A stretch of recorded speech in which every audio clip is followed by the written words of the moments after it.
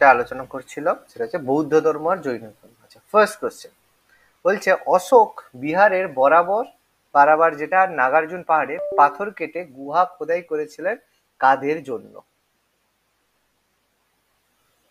কি করেছো?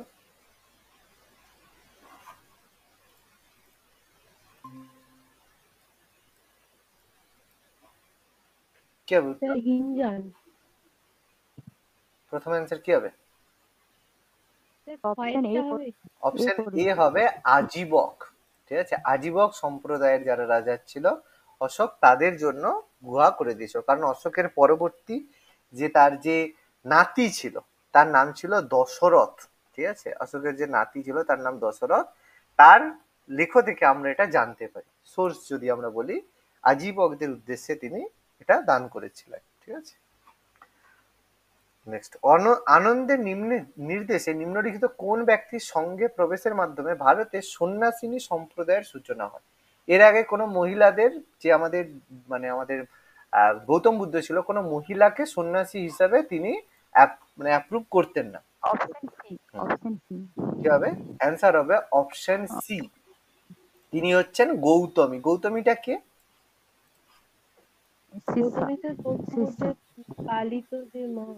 গৌতম বুদ্ধের যে সৎ মা। ঠিক আছে, গৌতম বুদ্ধের যে সৎ মা আছে, মানে যার কাছে, অ্যাকচুয়ালি সৎ মা বলার থেকে মাসি বলাটা ভালো, কারণ জন্মের 7 দিন পরে তার মা মারা যায়, সেই জন্য তার বাবা যে শুদ্ধোদন, তার মাসি গৌতমীকে বিবাহ করেন, আর গৌতমীর কাছে গৌতম বুদ্ধ প্রপারলি মানুষ হয়েছিলেন। ঠিক আছে, তো সেই গৌতম, ওদের বাগানের মালি ছিল? না না মালি নয়, না না মালি নয়, অ্যাকচুয়ালি মাসি ছিল।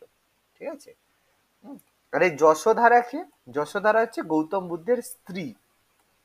আর এই কুমারা দেবী কে ছিল? কুমারা দেবী পরবর্তীকালে প্রথম চন্দ্রগুপ্ত যে ছিল, প্রথম চন্দ্রগুপ্তের স্ত্রী ছিল।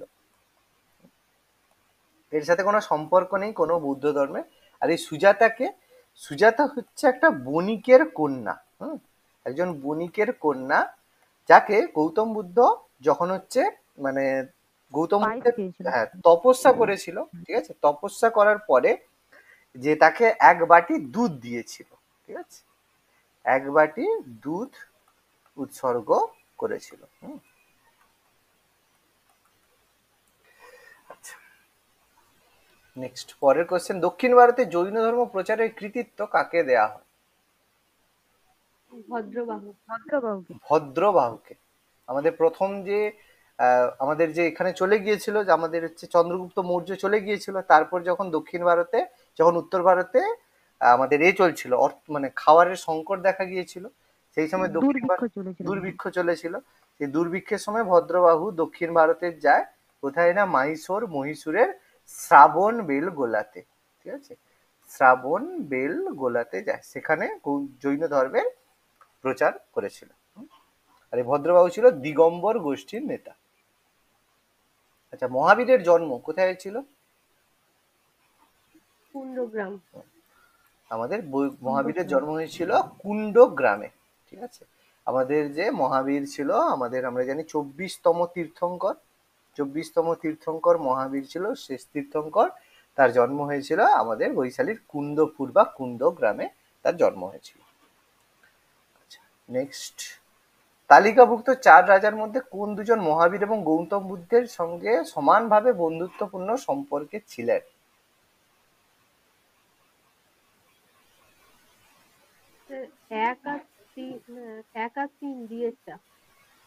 কি হবে? 1 আর 3। আচ্ছা, প্রথমে বলছো বিম্বিসার, অবশ্যই বিম্বিসার ছিল। আর প্রসেনজিৎ না প্রদ্যোৎ? কোশলরাজ প্রসেনজিৎ না অবন্তিরাজ প্রদ্যোৎ কে ছিল? দেখো, অজাতশত্রু নয়।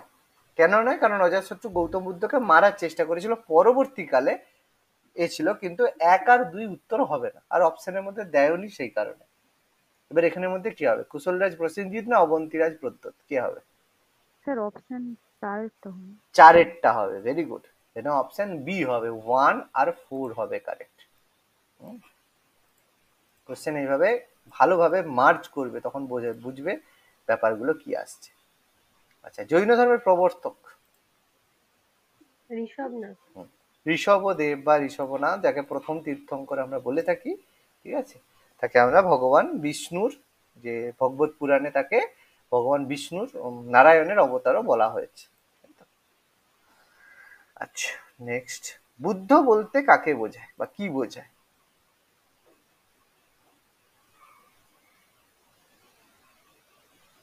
Option B sir. Option B, very good. Buddha কখনো কোনো ধর্মীয় প্রচারক নয়। বুদ্ধ কথার প্রকৃত অর্থ হলো যে ব্যক্তি জ্ঞান প্রাপ্ত হয়েছে, অর্থাৎ ভালো ভাষায় তিনি হচ্ছে জ্ঞান প্রাপ্ত ব্যক্তি, ঠিক আছে, অর্থাৎ এনলাইটেড পারসন তাকে বলা হয়েছে, তাকেই বলা হবে বুদ্ধ।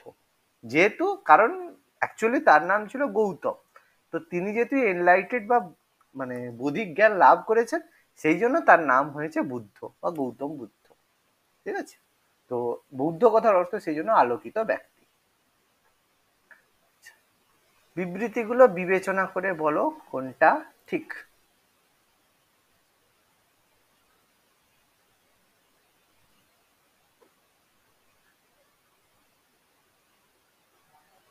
এখন পরে উত্তর বলছো, বাড়িতে করনি? না স্যার, বাড়িতে এমসিকিউ গুলো করা হয়নি, ওইগুলোই করা, মানে পড়াটাই হয়েছে। অপশন এ মানে এ করেছি। অপশন এ বলছে খ্রিস্টপূর্ব ষষ্ঠ শতাব্দীতে নতুন ধারণার উত্থান এবং নতুন দার্শনিক নীতি উত্থানের ফলে গাঙ্গেয় সমভূমিতে অসংখ্য ধর্মীয় সম্প্রদায়ের উদ্ভব ঘটে। অবশ্যই ঠিক কথা, এটা কোনোটা ভুল নয়, কারণ নতুন ধারণা ষষ্ঠ শতাব্দীতে নিউ কনসেপ্ট আসে এবং নতুন দার্শনিক নীতির উত্থানের জন্য গাঙ্গেয় সমভূমিতে অসংখ্য ধর্মীয় সম্প্রদায়ের উত্থান ঘটে, তাই তো, এটা ঠিক। এবার বলছে খ্রিস্টপূর্ব ষষ্ঠ শতাব্দীতে বিশ্বের বিভিন্ন স্থানে অনেক ধর্মীয় আন্দোলন দেখা গিয়েছিল।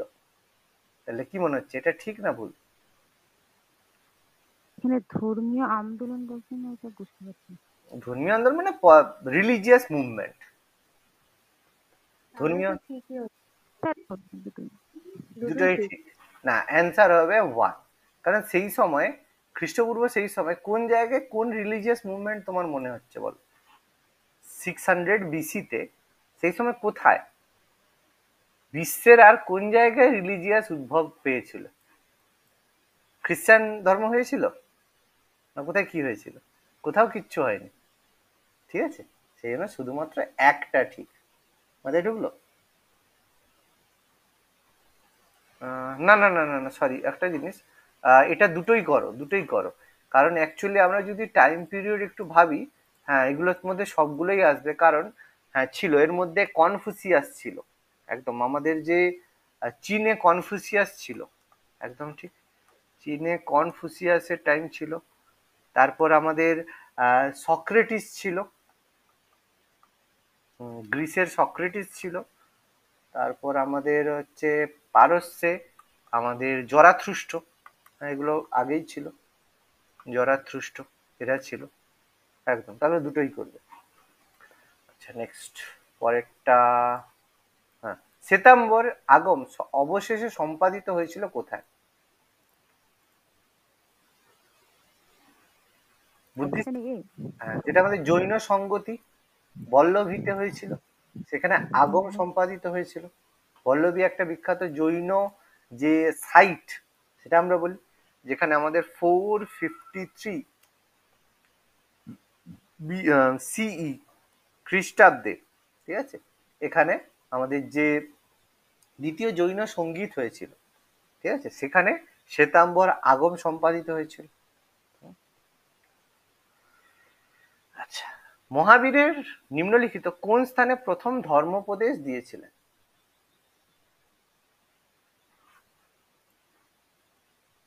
স্যার রাজকীয়। প্রথম ধর্মোপদেশ দিয়েছিলেন মহাবীর রাজগৃহতে। দেখো প্রথম ধর্মোপদেশ যেটা বলা হয় তার যে জামাতা জামেলিকে দিয়েছিল, ঠিক আছে, কিন্তু কোন স্থান যদি বলা হয় সেটা কিন্তু রাজগৃহ বলা হবে। আর মহাবীরের যে প্রথম ধর্মোপদেশকে কি নামে পরিচিত? গৌতম বুদ্ধটা পড়েছ, রোর অফ লায়ন আমরা পড়েছিলাম, কিন্তু মহাবীরের যে ধর্মোপদেশ সেটাকে বলা হতো দিব্যধ্বনি। এটাকে বলা হতো দিব্যধ্বনি। তো এই রাজগৃহের কাছে আমি একটু মেনশন করে দিচ্ছি কোন জায়গা। রাজগৃহের কাছে একটা পাহাড় ছিল, তার নাম ছিল বিপুলাচালা। বিপুলাচল পাহাড়। সেখানে তিনি তার প্রথম ধর্মোপদেশ দিয়েছিলেন। মাথায় ঢুকলো?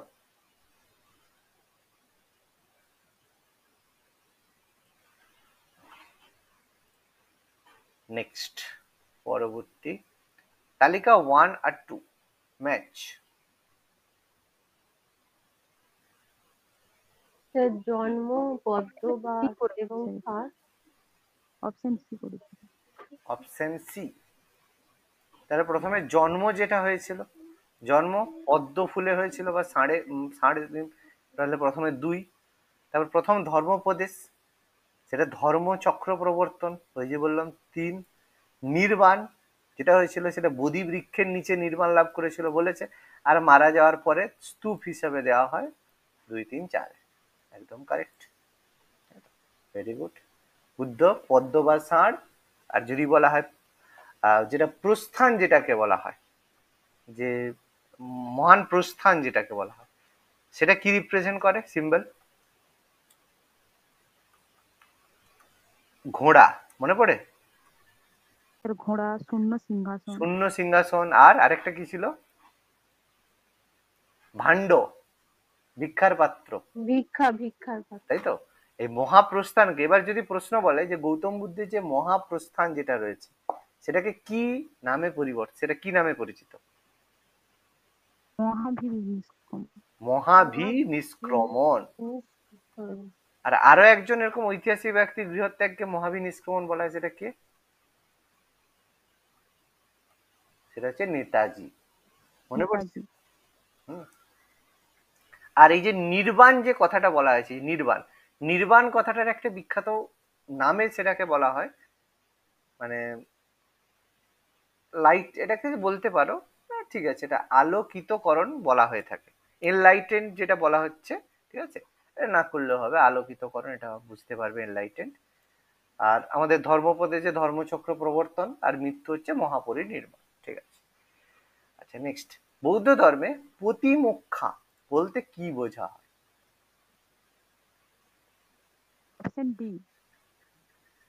প্রতিমোক্ষা বলতে কি বোঝায়? কি বলছো? Option option D. প্রতিমোক্ষা বলতে বোঝা হয় সংঘের নিয়মাবলী। যেখানে বৌদ্ধ ধর্মে যারা সাধু বা সন্তরা রয়েছে তাদের যে নিয়মাবলী পালন করা হয় সেইটাকে বলা হয় প্রতিমোক্ষা। ঠিক আছে, ভেরি গুড। বুদ্ধ চরিতের লেখক কে?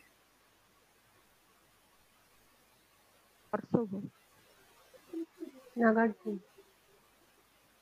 কি হবে স্যার? অপশন এ বাবা, এতক্ষণ ভাবতে হচ্ছে, এটা কোনো ভাবার প্রশ্ন? না স্যার, আমি এটা করেছি তো, এটা সমস্যা হচ্ছে। বুদ্ধ চরিতের লেখক অশ্ব ঘোষ। এবার বলো অশ্ব ঘোষ কার সময়কালে এটা লিখেছিল? কনিষ্ক। কনিষ্ক। কারণ অশোক হচ্ছে মানে কনিষ্কর, অশ্ব ঘোষ পৃষ্ঠপোষকতা লাভ করেছিল কনিষ্ক। আচ্ছা, অশ্ব ঘোষের বুদ্ধচরিত ছাড়া আর একটা বা দুটো বইয়ের নাম বলো তো।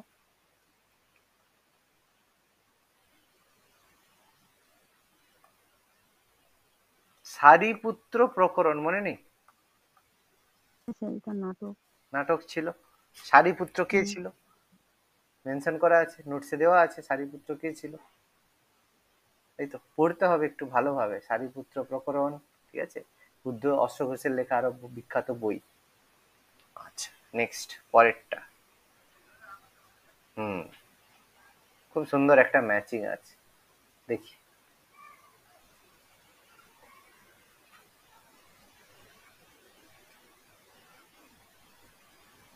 জিনা বলতে জিন যেটাকে বলছে, মানে মহাবীরের যে সেন্স, কি হবে? লাস্টে বোধিসত্ত্ব আছে, গৌতম বুদ্ধ, কি হবে বলো? খুব ভালো একটা প্রশ্ন। আচ্ছা, প্রথম দেখো, বিশুটা পাচ্ছ না, ছাড়ো, আমি এটাকে বাদ দিলাম। ঠিক আছে, এটাকে বাদ দিলাম। গৌতম বুদ্ধ কি হতে পারে? অপশন তিনটা আছে, ধর্মচক্র মুদ্রা। ভেরি গুড, তাহলে গৌতম বুদ্ধ ধর্মচক্র প্রবর্তন মুদ্রা, কোনো কন্ট্রোভার্সি নেই। তাহলে সেকেন্ডের অপশন 3 আছে কোনটা, বি আর সি আছে, তাই তো? তাহলে ডেফিনেটলি অপশন দেখে আমরা বলে দিতে পারি বিশু হচ্ছে ফ্লাস্ক ও জপমালা। মাথায় ঢুকলো কিভাবে করতে হয়? হলো। এবার পরেরটা হচ্ছে জিন, কনফিউশনে আছো, বোধিসত্ত্ব কি হবে এই দুটোর মধ্যে? কাত্তস্নগ্ন ভঙ্গি আর গরুড়ধ্বজ মৈত্রেয়, এর মধ্যে কোনটা বোধিসত্ত্ব হতে পারে?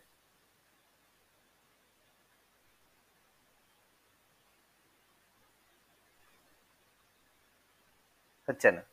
আচ্ছা দেখো, জিন, জিন মানে কি হতে পারে? আচ্ছা আচ্ছা না, ঠিক আছে বাদ দাও। তাহলে জিন মানে হবে গরুড়ধ্বজ মৈত্রেয়, আর বোধিসত্ত্ব হচ্ছে কাত্তস্নগ্ন ভঙ্গি। তাহলে এটা হবে 2, 3, 4, 1। প্রথমটা তো কিছুটা বোঝা গেল যে কিভাবে হবে। আচ্ছা একটু এক্সট্রা পড়তে হবে। গৌতম বুদ্ধ মহাপরিনির্বাণ অর্জন করেছিল কোথায়? B sir, B. মল্ল মহাজন পদে, তাই তো? মল্ল মহাজন পদে অবস্থিত কোথায়? কুশীনগর। কুশীনগর। কুশীনগর। পাবাপুরীতে কার? মহাবীর। তাহলে সব গুলিয়ে দিলে হবে, সব একসাথে মিশে যাচ্ছে, যা যা যা। তাহলে মল্ল মহাজন পদের কুশীনগরে তিনি তার মহাপরিনির্বাণ করেছিলেন, ঠিক আছে? এই জন্য তার যে দেহাবশেষ রয়েছে, তিনি যে মারা যাওয়ার পরে তার বডির যে দেহাবশেষ, সেটা আমাদের যে মল্ল রিপাবলিক ছিল, মল্ল তো রিপাবলিক প্রজাতন্ত্র ছিল নাকি, মল্ল প্রজাতন্ত্রের হ্যাঁ স্যার। যে একটা সংসদ ভবন ছিল মনে পড়ে, যেটা উদ্বোধন করেছিল গৌতম বুদ্ধ, গৌতম বুদ্ধ, হ্যাঁ। সেই সংসদ ভবনে গৌতম বুদ্ধের যে দেহাবশেষ, ঠিক আছে, দেহাবশেষ তার মধ্যে রাখা হয়েছিল। আচ্ছা নেক্সট, ত্রিপিটক গ্রন্থগুলি কোন ধর্মের সাথে সম্পর্কিত? বৌদ্ধ বৌদ্ধ ধর্ম। ধর্ম। বৌদ্ধ ধর্মের সাথে সম্পর্কিত। সুপ্ত পিটক, বিনয় পিটক, অভিধম্ম পিটক। পিটক কথার অর্থ ঝুড়ি। ঝুড়ি বা বাস্কেট। পিটক কথার অর্থ বাস্কেট বা ঝুড়ি। কোন রাজার মুদ্রায় বুদ্ধের চিত্র রয়েছে? খুব ভালো একটা প্রশ্ন। কোন রাজার মুদ্রায় গৌতম বুদ্ধের চিত্র রয়েছে?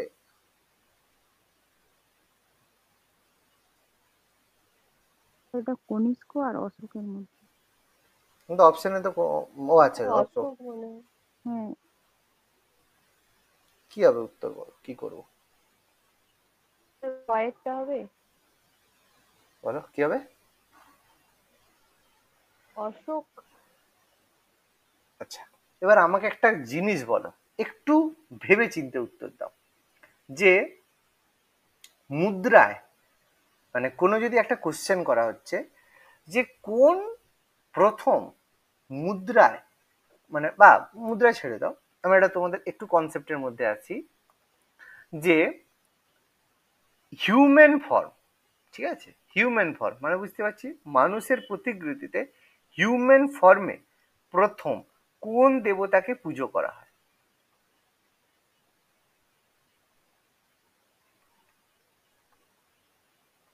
বলো, হিউম্যান ফর্মে প্রথম কোন দেবতার পুজো হয়?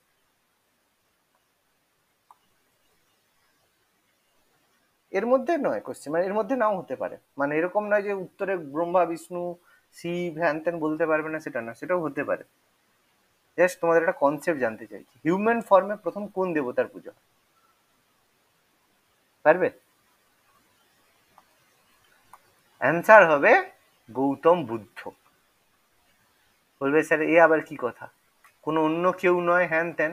এবার ভেবে বলো তো, প্রথম থেকে যে পুজোগুলো হয়েছে, শিবের যে পুজো হয়েছে, সেখানে কি শিবের প্রতিকৃতির পুজো হতো, না শিবের লিঙ্গ পুজো? লিঙ্গ পুজো। এছাড়া পরবর্তীকালে যখন ব্রহ্মা বিষ্ণু বা অন্য কারো পুজো হতো, সেখানে কি কারো প্রতিকৃতি পুজো হতো, না প্রত্যেকের সিম্বলাইজ পুজো হতো? প্রত্যেকের সিম্বলাইজ পুজোই হতো। এবার তাহলে হিউম্যান ফর্মে প্রথম পুজো কার হয়? গৌতম বুদ্ধের। এবার বলবে গৌতম বুদ্ধের কেন, কিভাবে? যখন ফোর্থ বুদ্ধিস্ট কাউন্সিল হয়, চতুর্থ, কনিষ্ক হবে, একদম এটা কনিষ্ক এটা এটা হচ্ছে হয়ে গেল। এটা নিয়ে তো দেখো একটা উত্তর দিয়ে দিলে তো হয়ে গেল না, আরো জিনিসগুলো জানতে হবে, কারণ সেগুলোতে তোমাকে আটকে যাবে তোমার, কারণ একটা কোশ্চেনের উত্তরে তো লাভ নেই।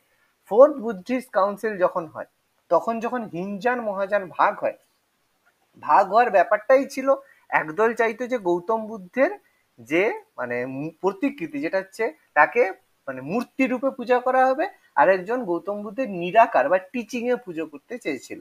সেই থেকে হিনজান মহাযান দুটো আলাদা হয়েছিল। এর মধ্যে আমাদের কনিষ্ক কোন পন্থে ছিল, হিনজান না মহাযান? মহাযান। মহাযান। আর কনিষ্ক মহাযান ছিল, এবং এই মহাযানরাই কি করতো, গৌতম বুদ্ধের যে প্রতিকৃতি হিসেবে পুজো করত। অর্থাৎ সেই সময় থেকেই কয়েনের মধ্যে গৌতম বুদ্ধের চিত্র অঙ্কন করা শুরু হতে থাকে। এর আগে তাহলে অশোক হবে না কেন? কারণ অশোক কখনো কয়েনে গৌতম বুদ্ধের প্রতিকৃতি দেয়নি। তার সমস্ত শিলালেখ, স্তম্ভলেখ, তারপর আমাদের যত ধরনের যা আছে, পাহাড়ে লেখা, গুহাতে লেখা, খোদাই করা, এই করা, কিন্তু কোনো জায়গায় কয়েনে মেনশন পেয়েছো? না স্যার। পাওনি? তাহলে অ্যান্সার এই কারণে অ্যান্সার হলো কনিষ্ক। মাথায় থাকবে পুরো জিনিসটা। হ্যাঁ স্যার। হুম, আচ্ছা নেক্সট, ভারতে বৌদ্ধ ধর্মের পতনের কারণ কোনটি?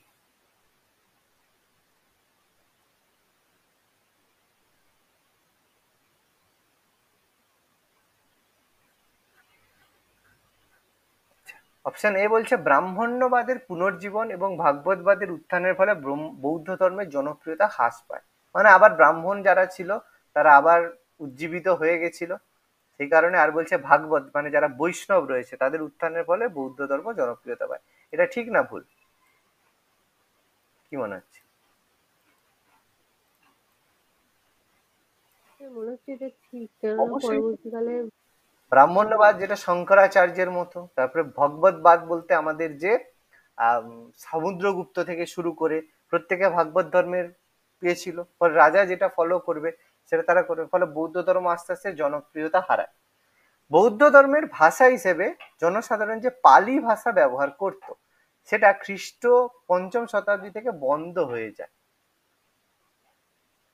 এটাও ঠিক, এটাও এটাও ঠিক স্যার। একদম, প্রথমে বৌদ্ধরা পালি ভাষায় করতো, পালি ভাষা প্রথমে ব্যবহার করতো কিসের জন্য? জনগণদের ভাষা ছিল পালি ভাষা, কিন্তু আস্তে আস্তে পালি ভাষাটার ব্যবহারটাই বন্ধ হয়ে যায়, তাই তো? তাহলে সেই কারণে এটাও ঠিক।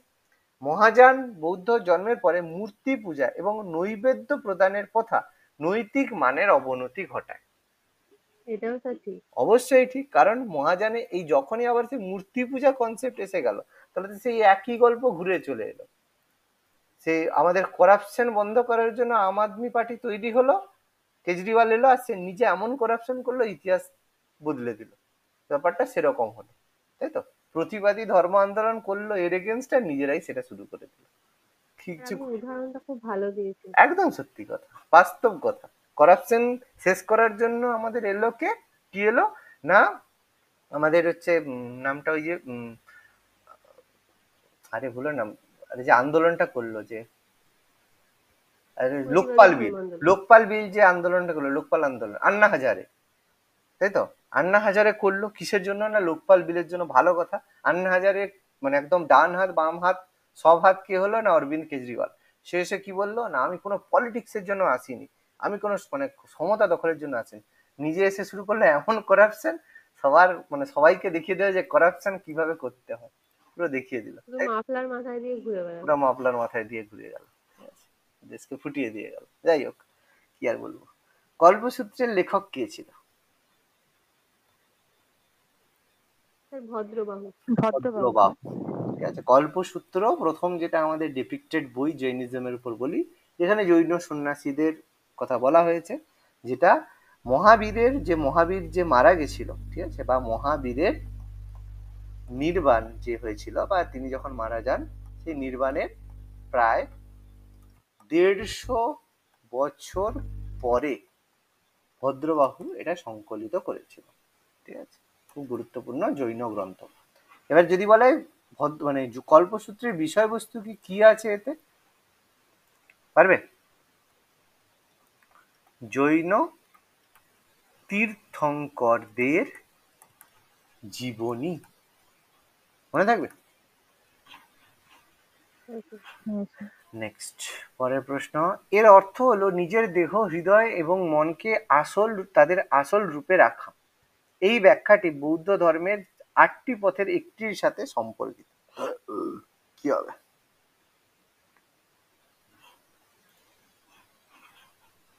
সঠিক মননশীলতা। একদম, আর কি আছে, সহজ কোশ্চেনের মধ্যে অন্যতম।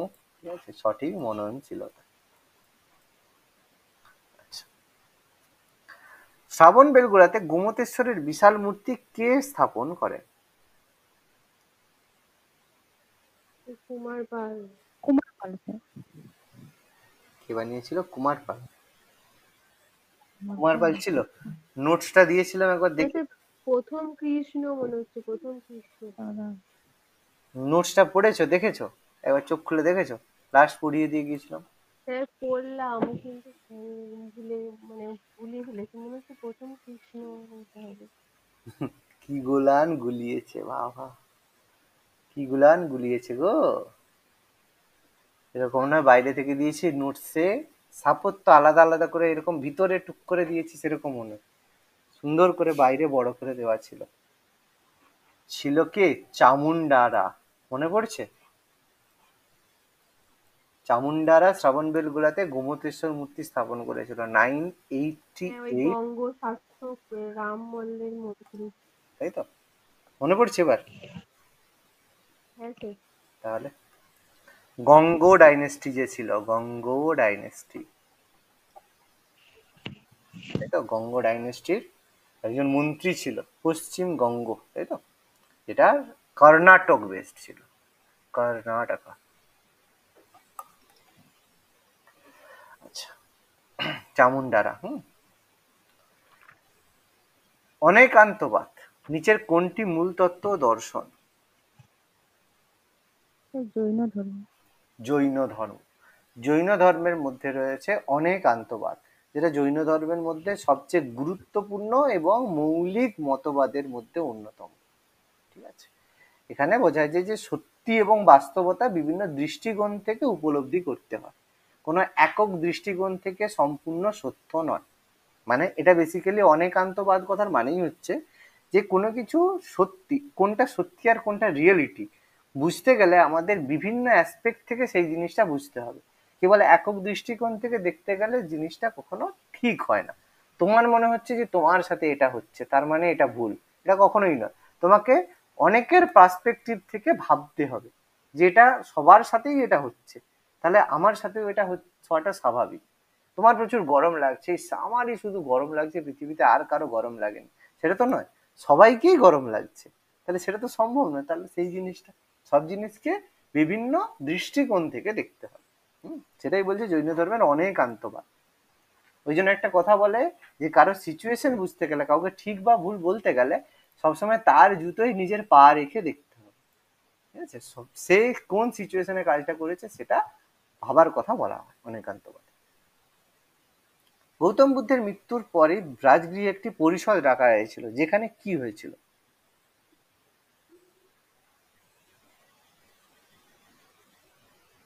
বলা হয়েছে উপালি বিনয় পিটক আবৃত্তি করেন, মানে যাই হোক সংকলন করেন।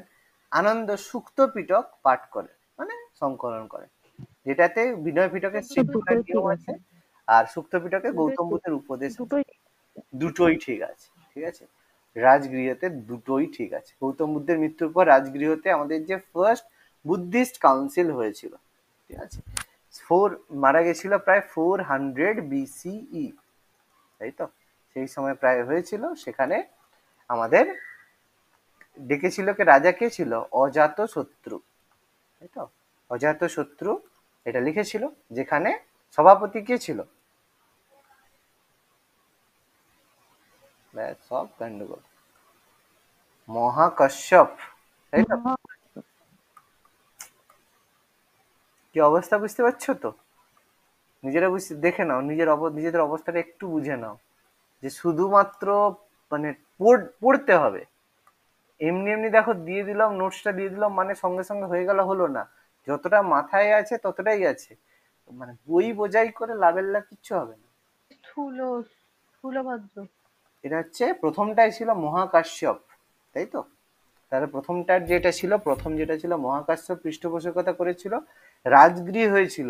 কোন গুহার নাম মনে আছে? নোটসে মেনশন করা ছিল। গুহার নাম কি ছিল রাজগৃহের? পড়োনি? সত্যপানি গুহা, তাই তো? পড়তে হবে, কিচ্ছু করার নেই। নোটসটা এত ভালোভাবে তোমাদেরকে দেয়া হয়েছে, মানে গুছিয়ে রাখার জন্য নয়, পড়ার জন্য। আর এরকম নয় যে কোনোটা এক্সট্রা ভুলভাল কোনো ইনফরমেশন দেওয়া আছে বা এক্সট্রা কিছু জিনিস যেটা প্রয়োজন নেই, সেরকম নয়। পুরো কম্প্যাক্ট করে যতটা প্রয়োজন, প্রত্যেকটা লাইন গুরুত্বপূর্ণ সেই জন্য, নাহলে তো বই দিয়ে দিতাম, বই পড়ো, বই থেকে তুলে দিয়ে দিতাম। প্রত্যেকটা লাইন দেওয়া আছে এই কারণের জন্য, প্রত্যেকটা লাইন ভালো করে খুঁটিয়ে পড়তে হবে, টাইম দিয়ে খুঁটিয়ে পড়তে হবে, নাহলে লাভের লাভ কিচ্ছু হবে না। ভাবছো যে এই কোশ্চেনটার উত্তর তো দিয়ে দিলাম তাহলে তো হয়ে গেছে, একদমই না। এক্সট্রা ভেতর থেকে যাই জিজ্ঞেস করা হবে সেইগুলোর উত্তর দিতে হবে, সেইগুলো থেকে কোশ্চেন আসবে। সবসময় যেটা কোশ্চেন সলভ করছো সেই কোশ্চেনটাই আসবে, এটা ম্যাটার করে না। এর বাইরের যেটা কথা সেইগুলো বেশি মনে রাখতে হবে। পড়বে, পড়ে উত্তর করবে, শুধু একটু জাস্ট দেখে নিলে এরকম হবে না। ভদ্রবাহু আর তার অনুসারীদের মধ্যে পার্থক্যের প্রকৃতি কি ছিল, কি নিয়ে ব্যাপারটা তাদের পার্থক্য হয়েছিল? মানে জৈন ধর্মের বিভাজনের কারণ কি হতে পারে? পোশাক। অবশ্যই পোশাক। সেই কারণের জন্যই ভাগ হলো। একদল বলছে না কোনো পোশাক পরবো না, আর একদল বলছে না সাদা কাপড় পরবো। এবার ব্যাপারটা কি বলা হচ্ছে, ব্যাপারটা বলা হচ্ছে কেন নাগা সন্ন্যাসীরা বা ভদ্রবাহুরা সন্ন্যাসী কাপড় পরেনি? কারণ সংসারের যে কোনো মায়া মোহ বা বন্ধন থেকে তারা মুক্ত হতে চায়। তো তাদের কাছে পোশাকটাও একটা বন্ধন, সেই জন্য তারা পোশাকটাও পরতে চায় না। যেমন যারা হচ্ছে অঘরী হয়, অঘরী মানে বুঝতে পারছো তো? অঘরী, হ্যাঁ স্যার। তো তারা, তাদের যাদেরকে আমরা হচ্ছে অঘরী বলে থাকি, যে একদম কপালিক এগুলি, তাদেরকে দেখে আমাদের ভয় লাগে। তারা কি খায়? তারা দেখবে কোনো খাবার খায় না, হয় ফল খায়, কোনো জায়গায় ফল পেলে খাবে, অথবা যেগুলো কেউ মারা গেলে ডেড বডি থেকে তারা মাংস খায়। ঠিক আছে, সেই থাকে। এবার ব্যাপারটা কেন, তারা কি অন্য খাবার খেতে পারে না? ব্যাপারটা তারা এটাই খায় যেটা সংসার থেকে বেরিয়ে গেছে, বা সংসারে তুমি যদি এমনি অন্য কোনো তারা খাবার খায়, সেই খাবারটা তার মধ্যে তার সঙ্গে তাদের একটা অ্যাটাচমেন্ট ক্রিয়েট করে যে কোনো জিনিসে। কোনো, তারা মানে ছাই ভস্য গায়ে মেখে ঘোরে, তারা এমন জিনিস পরে। আমাদের দেখো একটা সিম্পল ব্যাপার, তুমি সংসারের সাথে বা এই যে সংসারে আছো বা যে কোনো জায়গায় আছো, কোন জিনিসটা তোমাকে সংসারের সাথে কিভাবে অ্যাটাচ করছে? তুমি বলবে না স্যার, আমার এই যে সম্পর্ক, আমার বন্ধু, আমার হাজবেন্ড, আমার ছেলে মেয়ে। ভুল কথা। এই জিনিসগুলো তোমাকে সংসারের সাথে অ্যাটাচ করে না, সংসারের সাথে অ্যাটাচ করে বিভিন্ন বস্তু এবং তার সাথে থাকা মেমোরি। তুমি একটা জিনিস, তুমি একটা ড্রেস পরেছো, এবার সেই ড্রেসটা তুমি পরেছো, খুলে তুমি যে কোনো জায়গায় রেখে দিয়েছো। এরপরে যখন তুমি সেই ড্রেসটা দেখবে বা সেই ড্রেস পরা ফটো দেখবে, সঙ্গে সঙ্গে তোমার মেমোরি স্ট্রাইক করবে, আমি এই ড্রেসটা পরে এখানে এখানে ঘুরতে গিয়েছিলাম।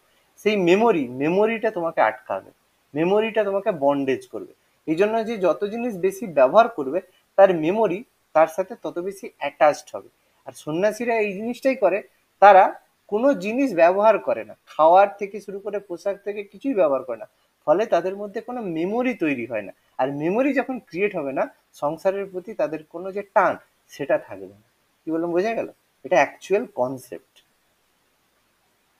বোঝা গেল না গেল না? আর হ্যাঁ এই স্যার। কারণেই যারা নাগা সন্ন্যাসীরা হয়, তারা কোনো পোশাক পরে না। হুম?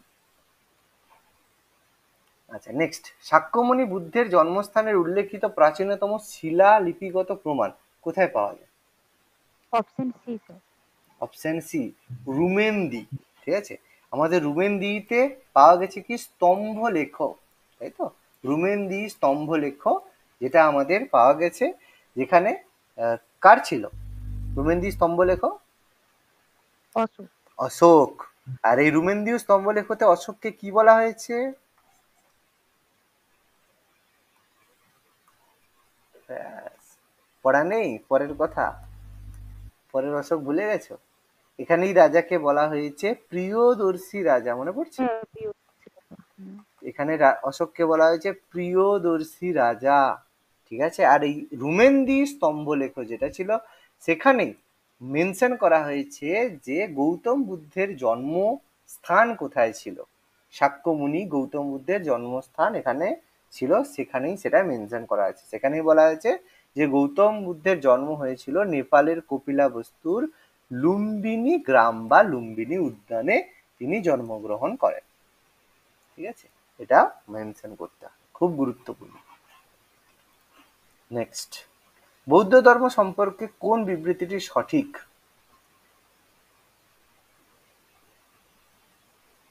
অপশন ডি করে। Option D. D D. কি করেছো সুজাতা? করনি? স্যার দুটোই ঠিক দুটোই ঠিক মানে তিনটে। তিনটে আছে তো।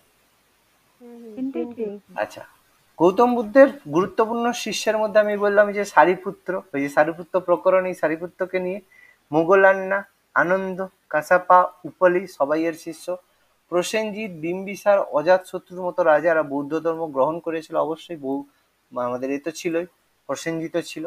এছাড়া গৌতম বুদ্ধ দেবতা, আত্মা, কর্ম, পুনর্জন্ম ইত্যাদি অধিভৌতিক প্রশ্নগুলি সম্পর্কে বিতর্কে নিজেকে জড়াননি। অবশ্যই তিনটেই আমাদের কিন্তু ঠিক, রাইট।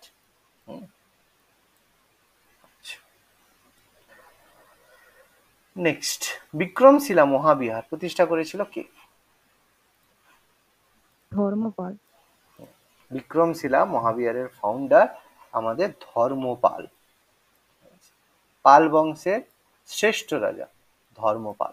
অনেক জায়গায় দেবপাল, কি কোনো জায়গায় বলা আছে পাল বংশের শ্রেষ্ঠ রাজা? যদি থাকে, কোনো বইতে যদি থাকে করবে না, পাল বংশের শ্রেষ্ঠ রাজা ধর্মপালই করবে, ঠিক আছে। বিক্রমশিলা। শ্বেতাম্বর ঐতিহ্য অনুসারে কোন তীর্থঙ্কর মহিলা ছিলেন? Option D. অপশন ডি মল্লিনা। কততম তীর্থঙ্কর ছিল? 19তম। 19তম। এটা পরে মেনশন করতে বলে যে কততম তীর্থঙ্কর ছিল মহিলা তীর্থঙ্কর একমাত্র, 19তম তীর্থঙ্কর মল্লিনা। আচ্ছা, নেক্সট, ভাগবত ধর্মে ভক্তির রূপের সংখ্যা কটা? 9টি। 9টি ভক্তি রূপ আছে। আমি ডিটেলসে যাচ্ছি না। গৌতম বুদ্ধের মা কোন বংশের ছিলেন? লিচ্ছবি। মা বলছে, মা মা লিচ্ছবি ছিল, শিওর? স্যার লিচ্ছবি ছিল মহাবীরের মেয়ে। Very good. তাহলে গৌতম বুদ্ধের মা ছিল সাক্ষ্য। সাক্ষ্য তো বাবা ছিল রে পাগলা। না স্যার অপশন সি হতে পারে এটা। হ্যাঁ, সাক্ষ্য ছিল পিতা, জ্ঞাত্রিক ছিল মহাবীর, আর লিচ্ছবি ছিল আমাদের এর মা, মানে মহাবীরের মা, মহাবীরের মাতা। আর গৌতম বুদ্ধের মাতা ছিল কলিয়ান, ঠিক আছে, পড়িতে হবে। কলিয়ান ডাইনেস্টি থেকে ছিল মহাবীরের মা। তার নাম, মায়ের নাম কি ছিল? মায়া, মহামায়া। মহামায়া, মহামায়া। মহামায়া বা মায়া, ঠিক আছে। এটা প্রেজেন্টলি গৌতম বুদ্ধের মায়ের যে কলিয়ানদের যে জন্ম ছিল সেটা হচ্ছে নেপালের, প্রেজেন্টলি নেপালের দেবদহ। গৌতম বুদ্ধের পরে এই যে শাক্য বংশে তার পিতা, তার পিতার নাম ছিল শুদ্ধোধন, তাই তো? শুদ্ধোধন ছিল, সেই শুদ্ধোধনের সাথে, যেটা হচ্ছে আমাদের কপিলাবস্তু রাজ্যের শুদ্ধোধনের সাথে তার বিবাহ হয়েছিল। সেই জন্য গৌতম বুদ্ধ ছিল শাক্য ডাইনেস্টি। অ্যাকচুয়ালি তার পিতা শাক্য ছিল, সেই জন্য সেও শাক্য। আজীবক সম্প্রদায়ের প্রতিষ্ঠা? অপশন বি হবে। অপশন বি মক্কালি গোশালা, অনেক জায়গায় গোশাল মস্কলিপুত্র, যেভাবে মেনশন করা আছে কোনো সমস্যা নেই, অপশন। আচ্ছা, পার্থনাথের শিক্ষা সম্মিলিতভাবে কি বলা হতো?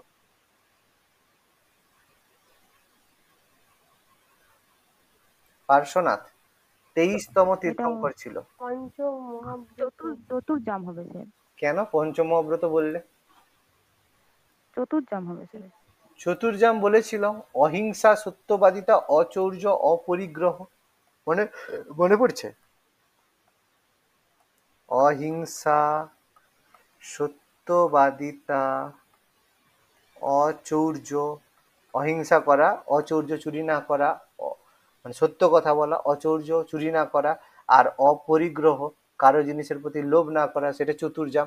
পঞ্চমহাব্রত কি? এর সাথে হ্যাঁ, ব্রহ্মচর্য অ্যাড করা হয়েছে, ওইটা যেটা হচ্ছে মহাবীর মহাবীর। ওই ব্রহ্মচর্যটা অ্যাড করছে। তাই তো? তাহলে ভুল বললে হবে পড়া হয়নি, পড়া হয়নি, পড়া হলে হতো। খুব বাজে পড়া, খুব বাজে পড়া হয়েছে। লুম্বিনী হলো গৌতম বুদ্ধের জন্মস্থান। এটি কোন শাসকের শিলালিপি দ্বারা মানে প্রমাণিত? একটু আগেই হলো অশোক। রুমেনদিহি আমরা একটু আগেই বললাম, লুম্বিনী উদ্যানে যেটা পাওয়া গেছে রুমেনদিহি, যেখানে অশোকের বলা হয়েছে গৌতম বুদ্ধের জন্মস্থান। সান্তারা প্রথা কোন সম্প্রদায়ের সাথে সম্পর্কিত? এটা জৈন। সান্তারা প্রথা কোন ধর্মের সাথে সম্পর্কিত? এটা অ্যান্সার হবে জৈন। ঠিক আছে, আচ্ছা। সান্তারা প্রথাটা হচ্ছে জৈন ধর্মের একটা সম্পর্কিত, যেখানে এটা একটা, যেটা অ্যাকচুয়ালি কি জৈন ধর্মের একটা হচ্ছে আধ্যাত্মিক, মানে একটা আধ্যাত্মিক পদ্ধতি, একটা আধ্যাত্মিক অনুশীলন বা প্র্যাকটিস আমরা বলবো। ঠিক আছে, যেখানে কি করা হয়, সান্তারা প্রথার মধ্যে কি হয়, এটা বেসিক্যালি জৈন ধর্মে আমরা যে উপবাস করি, ঠিক আছে, আমরা যেটাকে সাল্লেখানা বলেছিলাম, মনে আছে? হ্যাঁ, সেটা হচ্ছে উপবাসের মাধ্যমে স্বেচ্ছায় জীবন ত্যাগ, মানে এটাকেই বেসিক্যালি বলা হয় সাল্লেখানার এটা আরেক নাম, সাল্লেখানা বা সান্তারা। ওকে, নেক্সট, দ্বিতীয় বৌদ্ধ পরিষদ সম্পর্কে কোন বিবৃতিটি সঠিক?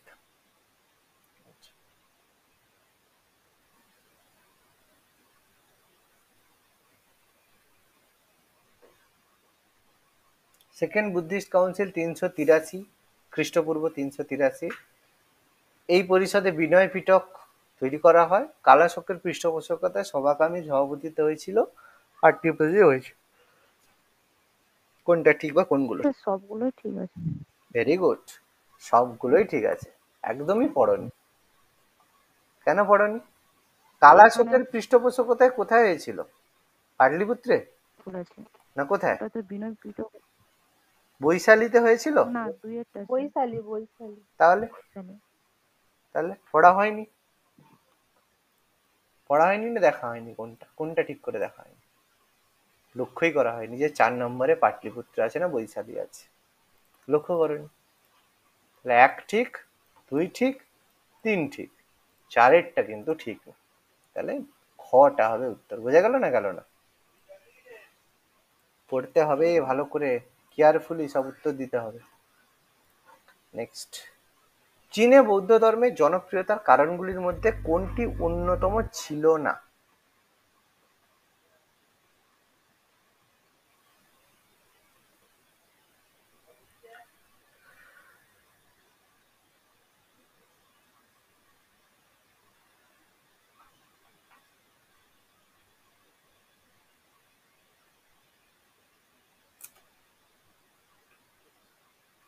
পড়েছো না এটা? পড়নি? অপশন এটা জনপ্রিয়তার কারণগুলির মধ্যে অন্যতম ছিল না, এই যে চীনে বৌদ্ধ ধর্মের প্রবর্তনের সময় কোনো প্রতিদ্বন্দ্বী ধর্ম ছিল না, এটা ভুল কথা। অবশ্যই ছিল সেই সময়, কিন্তু বৌদ্ধ ধর্ম জনপ্রিয়তা অর্জন করেছিল। তার মধ্যে অবশ্যই শাসক যারা ছিল তারা সহায়তা অবশ্যই করেছিল। কিছু মানে শিক্ষিত চীনা লেখা থেকে তাদের মধ্যে আত্মবিশ্বাস জেগেছিল। আর অনেক ভারতীয় বৌদ্ধ চীনা পবিত্রতা চীনাদের জৈনদের আকৃষ্ট করেছিল। কোন স্থানে প্রথম ধর্মোপদেশ দিয়েছিলেন? সারনাথ। সারনাথ। সারনাথে প্রথম ধর্মোপদেশ। আচ্ছা, বলো কি হবে? বুদ্ধ ঈশ্বর, আত্মা, মৃত্যুর পরের জীবন, আধ্যাত্মিক দিকগুলোর কথা বলেনি কেন? গৌতম বুদ্ধ ভগবান, আত্মা, মৃত্যুর পরের জীবন এই সম্পর্কে কিন্তু কিছু কথা বলেননি কেন? ভয়টা হবে। তিনি কেবল জীবনের নীতিগত দিকগুলো নিয়ে চিন্তিত ছিলেন। আর কি কি বলছো?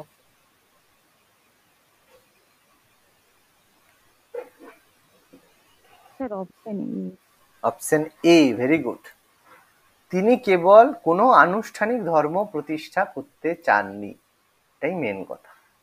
ঠিক আছে, সমস্ত রিলিজিয়নের ক্ষেত্রে ব্যাপারটা এটাই ছিল অ্যাকচুয়ালি, যে তার অ্যাকচুয়াল ফাউন্ডার সে কিন্তু এরকম কিছু করতে চায়নি, কিন্তু তার যারা ফলোয়ার তারা সেটাকে নিয়ে একটা ভীষণভাবে পলিটিক্স করে গেছে।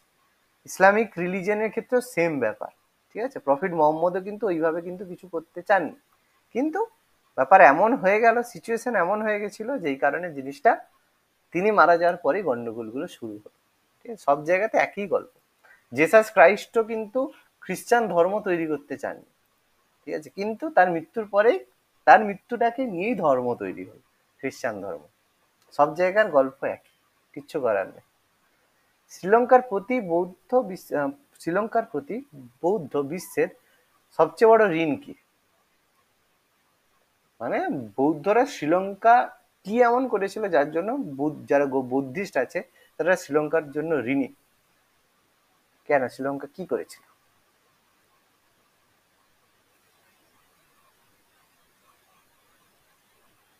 পালি ধর্মগ্রন্থ সংরক্ষণ হয়েছে। আর কি বলবে?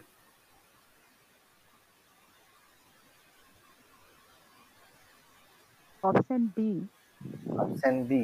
আচ্ছা, শ্রীলঙ্কায় না, ডি বলছো? আচ্ছা, কিছুটা ঠিক, কিন্তু অ্যান্সার অ্যাকচুয়ালি অপশন এ।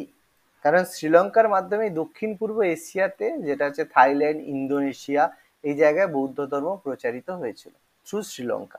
তুমি যেটা বললে ডি এরটা পার্সিয়ালি কারেক্ট, কিন্তু সিংহলি ভাষার মাধ্যমে যে বৌদ্ধ ধর্মের বিকাশ হয়েছে সেটা নয়, এটা অ্যাকচুয়ালি সেই দেশগুলোতে হয়েছে। আর বোধি বৃক্ষের সংরক্ষণ শ্রীলঙ্কার লোক কি করে করবে? সেটা কি আর ইন্ডিয়ায় রয়েছে? আর পালি ধর্মগ্রন্থের সংরক্ষণ তারা করবেটাই বা কেন?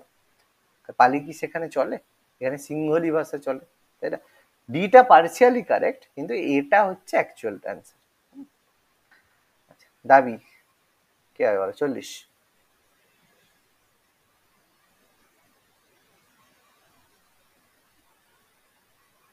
দুটোই ঠিক আছে। দুটোই ঠিক আছে, মানে কোনটা তাহলে সঠিক ব্যাখ্যা কি? মানে তাহলে গ না ঘ? স্যার ঘ। ঘ। সুজাতা কি বলছো, কোনটা? ভয়ই মনে হচ্ছে। ভেরি গুড, অ্যান্সার হচ্ছে অপশন বি। সাঁচি শিল্পে গৌতম বুদ্ধের জীবদ্দশা আছে। আর গৌতম বুদ্ধ কবে সাঁচিতে গিয়েছিল? জীবনের সাথে সাঁচি কি জড়িত? না, সাঁচিতেও অশোক যখন তার যে বুদ্ধিস্ট যে এটা তৈরি করেছিল, স্থাপত্য যে তৈরি করেছিল, তারপর থেকে সাঁচি বৌদ্ধের জীবনের সাথে যুক্ত। মানে সাঁচিতে যে স্তম্ভ নির্মাণ করেছিল তারপরে হয়। মনে পড়ছে না? মাথায় ঢুকছে না? ঢুকেনি? সাঁচিটা ফেমাস কিসের জন্য? অশোকের জন্য। অশোক সেখানে সাঁচি স্তূপ বানিয়েছিল। কিন্তু এখানে গৌতম বুদ্ধ কবে সাঁচি গিয়েছিল? তার জীবনের সাথে সাঁচি কি যুক্ত? হ্যাঁ, ওতপ্রোতভাবে জড়িত না। একদম সেটাই বলা আছে। সাঁচি কিন্তু গৌতম বুদ্ধের জীবনের সাথে ওতপ্রোতভাবে কখনোই জড়িত নয়। সাঁচি অশোক যখন স্তম্ভ নির্মাণ করেছিল সাঁচিতে, তারপর থেকে সাঁচি ফেমাস হয়েছে তীর্থস্থান হিসেবে। কিন্তু গৌতম বুদ্ধের জীবনের সাথে কিন্তু সাঁচি যুক্ত নয়। মাথায় ঢুকলো না? গেল না? আর সাঁচি স্তূপটা কে আবিষ্কার করেছিল? 1880, 1818 সিইতে জেনারেল টেলর, জেনারেল টেলর তিনি আবিষ্কার করেছিলেন সাঁচি। পরবর্তীকালে 1818-তে এটা হয়েছিল, পরবর্তীকালে 1919-এ আমাদের জন মার্শাল, জানি তো নামটা, জানি তো জন মার্শালের নামটা শুনেছি, তো তিনি এর উপর একটা জাদুঘর প্রতিষ্ঠা করেছিলেন। ঠিক আছে, তারপর থেকে এটা আরো বেশি ফেমাস হয়। তো সাঁচি যে সাইট, সেটা জেনারেল টেলর আবিষ্কার করেছিল 1818-তে, তারা পরে জানা গেছে ব্যাপারগুলো। গৌতম বুদ্ধের মহাপরিনির্বাণ লাভ করেছিলেন কোথায়? কুশীনগর। কুশীনগর। কুশীনগর। ঠিক আছে, কোন মহাজন পদে? মল্ল। মল্ল। মল্ল। ডাইরেক্ট এরকম কোশ্চেন আসবে। বর্তমানে ভারতের কোন রাজ্যে অবস্থিত? ব্যাস, শেষ। শেষ। বিহারে। উত্তরপ্রদেশে পড়ে মল্ল। হ্যাঁ স্যার। উত্তরপ্রদেশের কোন জায়গায়? জেলা? গোরক্ষপুর জেলা। পড়তে হবে, কিছু করার নেই। তোমরা ইতিহাসে মানে তোমাদের সাবজেক্ট বেঙ্গলি নয় যে তোমরা তার সঙ্গে হিস্ট্রি পড়ছো, তোমাদের সাবজেক্ট হিস্ট্রি, এটা মাথায় রাখবে। জিনিসটা বুঝে পড়বে যে তোমাদের সাবজেক্ট বেঙ্গলি নয় যে তোমরা বেঙ্গলি স্টুডেন্ট, তো এই হিস্ট্রিটা পড়ছে ছোট করে, তাই জন্য একটু কম করে পড়লেও হবে না। তোমাদের সাবজেক্ট হিস্ট্রি, হিস্ট্রি তোমাদের এক্সট্রা অর্ডিনারি জানতে হবে, তাহলে তোমাদের কোনো জায়গায় চান্স হবে। এই হালকা উপরে জানলে হবে না ইতিহাস, বুঝলে তো? ডিটেলসে পড়তে হবে, ডিটেলসে জানতে হবে, ডিটেলসে বুঝতে হবে, কিচ্ছু করার নেই।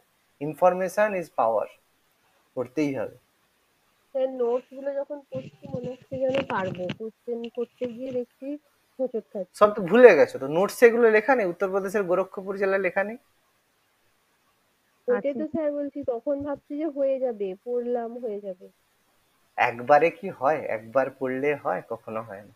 অনেকবার পড়তে হবে, অনেকবার পড়তে হবে। ওই জন্য বললাম যে নোটসটা মনে হয় এই তো সহজ, নোটস দেখে নিয়েছি, এত সোজা নয়। এত বহু মানে অনেক দিন ধরে নোটসটাকে বানিয়ে বানিয়ে মানে তৈরি করা হয় আছে। তো তার কারণে ওটা তো তোমরা একবার পড়লে যদি হয়ে যেত তাহলে আলাদা ব্যাপার ছিল। একবার পড়লে কখনোই হবে না, অনেকবার পড়তে হবে, অনেকবার রিভাইজ করতে হবে, তারপরে গিয়ে হবে। একবার পড়লে হয়? এত সোজা নাকি বাবা? ছোটখাটো জিনিস নয়। যাই হোক, কালকের দিকেই, কালকে যাই হোক ঘোষণা এসে যাবে, নোটিফিকেশন। ঠিক আছে, দেখো কি আছে, কি বলে, এখন আশা করা যায় যদি সব ঠিকঠাক থাকে। চলো 42। 40-এর এ করেছে স্যার। 42-এর এ, বাকিরা এ কি হবে বলছে? স্যার। একদম। আমরা জানি এই পার্শ্বনাথ আমাদের কাশী মহাজন পদে, তাহলে শেষে আমাদের 1 হবে। ঠিক আছে, তারপর ঋষভনাথ আমাদের, ঋষভনাথ দেওয়া নেই, আচ্ছা অজিতনাথ, এই হবে 4 3 2 1, উল্টো আছে গল্প। মহাসাঙ্গিক বিদ্যালয়ের উৎপত্তি কোথায়?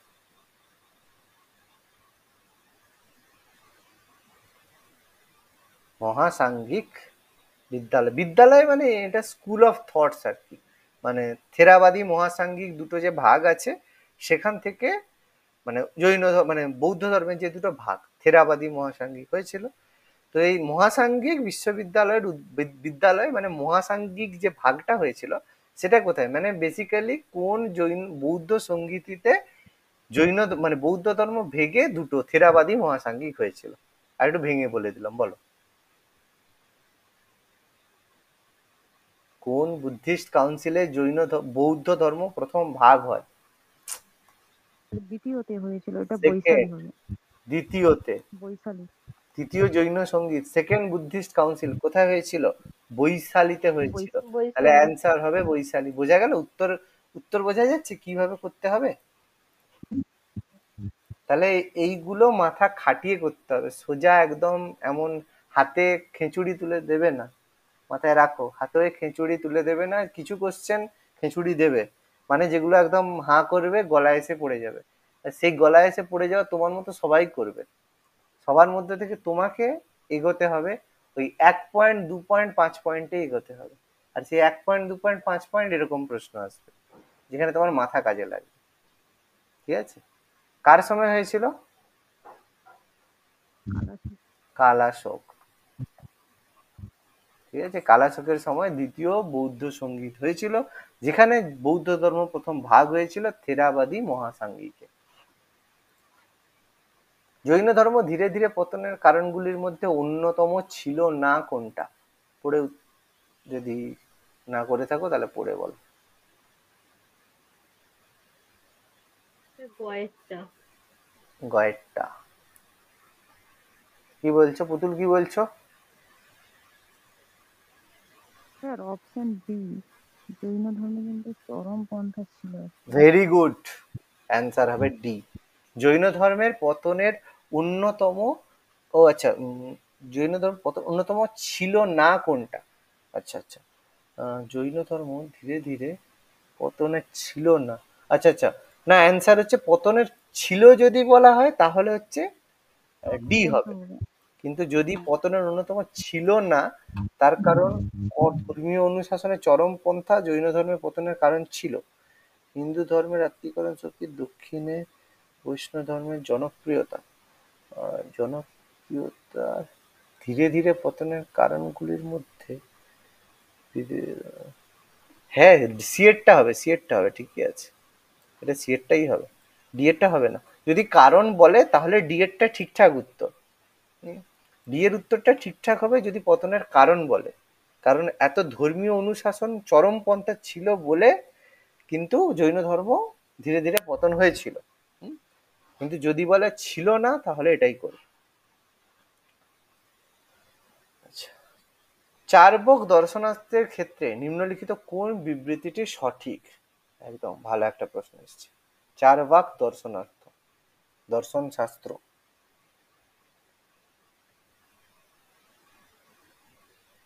কি মনে হচ্ছে? কোনো আইডিয়াই নেই, ঠিক আছে। দেখো প্রথম কথা, চারবাক দর্শন শাস্ত্রে বৃহস্পতিকে চার্বক দর্শন শাস্ত্রের প্রতিষ্ঠা মনে করা একদমই ঠিক, বিকজ গুরু বৃহস্পতি, সেই সেন্সে বৃহস্পতিকে ফাউন্ডার বলা হয়। এটি বস্তুবাদী দর্শন, ঠিক আছে, আমরা যে বিভিন্ন বস্তুকে ব্যবহার করি সেই বস্তুবাদী দর্শনের সাথে সম্পর্কিত একদম। এর অন্য কোনো পৃথিবী নেই, অন্য কোনো পৃথিবী নেই মিনস, এটাকে অ্যাকচুয়ালি যদি আমরা বলি যে ইংলিশটা, ঠিক আছে, সেটা বলেছে ইংলিশ, যদি বলি ব্যাপারটা কি বলতো, মানে এর যদি ইংলিশ আমরা বলি তাহলে ইংলিশটা, হ্যাঁ, এর যদি আমরা ইংলিশ বলি,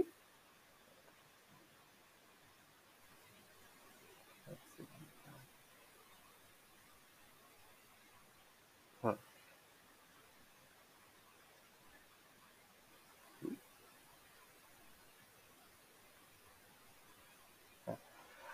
দেয়ার ইজ নো আদার ওয়ার্ল্ড, মানে অন্য কোনো পৃথিবী নেই কথাটা যে বলছে, that means there is no other world, মানে ব্যাপারটা এই সেন্সে কথাটা এইটাই বলছে যে আমরা বলি যে স্বর্গ আছে, মর্ত আছে, এই আছে সেই আছে, আরো একটা পৃথিবী এরকম আছে, কিন্তু এখানে বলছে যে অন্য কোনো পৃথিবী নেই, মানে স্বর্গ মর্ত কিছুই নেই, যা আছে সব এখানেই আছে, এই কথাটা বলছে। সেটাও কিন্তু অবশ্যই ফিলোসফি এটাই বলে, যা আছে এখানে আছে। আর মহাবিশ্ব 5টা এলিমেন্ট দিয়ে তৈরি, পৃথিবী, জল, বায়ু, অগ্নি, আকাশ, তাই তো? এটা তো আমাদের ফায়ার, 5টা এলিমেন্ট দিয়েই তো আমাদের, মানে পঞ্চভূত দিয়ে আমাদের বডি তৈরি নাকি, তাই তো? তাহলে সেই জন্য এখানে 4টে জিনিসই ঠিক, ঠিক আছে, চার্বক দর্শন শাস্ত্র অনুযায়ী, যেখানে এটাই বলা হয়েছে, আমাদের গুরু বৃহস্পতি আমরা বলছি, বৃহস্পতি গুরু, যেখানে বলা হয় যে এই যে জ্ঞান, ঠিক আছে, এই জ্ঞানের মাধ্যমে আমরা মৃত্যুর পরে আমাদের যে চিহ্ন আমরা এখানে রেখে যেতে পারি, ঠিক আছে। এই চার্বক দর্শন শাস্ত্রকে আমরা আরো একটা ভালো কথায় বলি লোকায়ত দর্শন, ঠিক আছে, মানে মানুষকে জনসাধারণের দর্শন হিসেবে আমরা বলে থাকি, যেখানে বলা হচ্ছে অন্য কোনো জগৎ নেই, এই জগৎ ছাড়া অন্য কোনো জগৎ নেই, ঈশ্বর আত্মা স্বর্গ বলে কিচ্ছু হয় না, এগুলো কোনো কিছু চার্বক দর্শনার্থ স্বীকৃতি দেয় না, সব বলে যা আছে বাবু এখানেই আছে, ঠিক আছে। আচ্ছা নেক্সট, নিম্নলিখিত কোন বিবৃতিটি জৈন মতবাদের ক্ষেত্রে প্রযোজ্য? কোনটা স্যার প্রযোজ্য? অপশন ডি, অপশন ডি করে। জৈন মতবাদের ক্ষেত্রে প্রযোজ্য কোনটা? অপশন ডি, ঠিক আছে। কি বলেছে? কর্মফল বিনাশের সবচেয়ে মানে নিশ্চিত উপায় হলো তপস্যা করা, অবশ্যই তপস্যা যদি করো তাহলে তোমার কর্মফল বিনাশ হবে, ঠিক আছে, যেটাকে তপস্যা বলা হয়। এবার তপস্যা মানে এই নয় যে বসে ওম নমঃ শিবায় করতে বসে গেলে সেটাকে তপস্যা বলে, এটা ভুল কথা, ঠিক আছে। দিস ইজ নট তপস্যা, তপস্যাকে এটাকে তপস্যা বলে না। সিনেমায় দেখে নিয়েছি যে এটা তপস্যা, এটা তপস্যা না, ঠিক আছে। তপস্যা কোনো জিনিসের প্রতি ডেডিকেটেড চিন্তা ভাবনাকে তপস্যা বলা হয়, যে আমি এটা করব না, দিস ইজ কল তপস্যা। যদি না করো সেটা হচ্ছে কথা।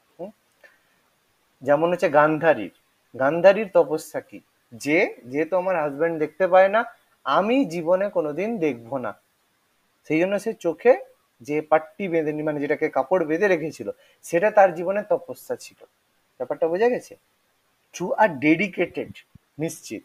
এটা নয় যে বসে ওম নমঃ শিবায় করতে লেগে গেল তপস্যা হয়ে গেল, দিস ইজ রং। প্রযোজ্য প্রতিটি বস্তুর ক্ষুদ্রতম কণার মধ্যেও আত্মা বা সোল আছে। আত্মা আছে অবশ্যই। কর্ম হলো আত্মার অভিশাপ এবং এর অবসান ঘটাতে হবে। কর্ম হলো আত্মার অভিশাপ এবং এর অবসান, অবশ্যই তিনটে আমাদের রাইট। ফিলোসফিক্যালি গেলে অনেকের ভিতরে ডেপথফুল কথা আছে, আর যাচ্ছি না ভেতরে। মহাবীরের প্রথম অনুসারী কে ছিলেন? এর অনুসারী মানে? মানে তার প্রথম ফলোয়ার বা প্রথম শিষ্য, যা বলতে পারো। জামালি। জামালি, ঠিক আছে। এবার পরীক্ষায় তো আমি দেখো ওখানে বসে থাকবো না মানে বলার জন্য, তাই না? মানে অনুসারী মানে যেটাকে ফলোয়ার, প্রথম ফলোয়ার, মানে আমরা যখন ফেসবুকে পেজ বানাই ফার্স্ট একটা ফলোয়ার হয়, সেরকম সেই সময় তিনি এরকম ফলোয়ার ছিল। সেই জন্য মহাবীরের প্রথম ফলোয়ার বা শিষ্য ছিল তার জামাতা জামেলি। আচ্ছা, নালন্দা, বিক্রমশিলা ইত্যাদি তথাকথিত বিশ্ববিদ্যালয় আসলে ছিল কি? বৌদ্ধ ভিক্ষুকদের শিক্ষা কেন্দ্র। এটা কি হবে? বৌদ্ধ ভিক্ষুকদের শিক্ষা কেন্দ্র? ভুল কথা, এটা অ্যাকচুয়ালি হবে বৌদ্ধ বিহার, ঠিক আছে। মানে বেসিক্যালি বৌদ্ধ বিহার মানে কি, যেখানে যারা মানে বুদ্ধরা থাকে, মানে যারা সন্ন্যাসীরা যেখানে অবস্থান করে থাকে। এটা এক ধরনের যাকে বলো যে আমাদের আবাসিক বিদ্যালয়, জানো আবাসিক, বুঝছো হ্যাঁ তো? স্যার, মানে সেখানে গিয়ে থেকে পড়তে হবে, বৌদ্ধ বিহার সেরকম জিনিস। হোস্টেলে থেকে যেতে হবে। একদম সেরকম ব্যাপার, মানে সেখানে তারা থাকবে, সমস্ত বৌদ্ধ সন্ন্যাসীরা থাকবে নালন্দা বিক্রমশিলাতে, তাদের কাছে সবাই পড়তে যাবে। কোনো ইউনিভার্সিটি বা তথাকথিত বিশ্ববিদ্যালয় অ্যাকচুয়ালি নয়, এগুলো অ্যাকচুয়ালি ছিল বৌদ্ধ বিহার। এবার তারা বসে বসে কি করবে, বিভিন্ন শিষ্যরা আসবে, তার কাছে শিক্ষা নেবে, একসাথে এবার অনেক শিষ্য আসবে, সেটা আস্তে আস্তে স্কুল হয়ে গেল, ইউনিভার্সিটি হয়ে গেল। কিন্তু এটা অ্যাকচুয়ালি একটা বৌদ্ধ বিহার ছিল এগুলো। বোঝা গেল না? গেল না? হ্যাঁ স্যার। কোনো ভিক্ষুকদের শিক্ষা কেন্দ্র এটা পরে পরে ধীরে ধীরে হয়ে গেছিল। মহাবীর শেষ নিঃশ্বাস ত্যাগ করেন কোথায়? পাওয়াপুরি। পাবাপুরী, ঠিক আছে, পাবাপুরীতে মহাবীরের শেষ নিঃশ্বাস ত্যাগ করে মহাবীর। তারপর লাস্ট আজকের, হিন্দু, বৌদ্ধ এবং জৈন পাথর কেটে গুলোহা যেগুলো তৈরি করা গেছিল সেটা কোথায়? অজন্তা। না, অজন্তা বুদ্ধিস্ট ছিল। একমাত্র ইলোরা যেটা ছিল ইউনেস্কো হেরিটেজ সাইটের মধ্যে সেকেন্ড ইলোরা ছিল, যেখানে বৌদ্ধ, হিন্দু এবং জৈন মন্দিরের সমস্ত ট্রেস পাওয়া গেছে। অজন্তা অনলি বুদ্ধিস্ট ছিল। মনে পড়ছে জিনিসগুলো বলেছিলাম?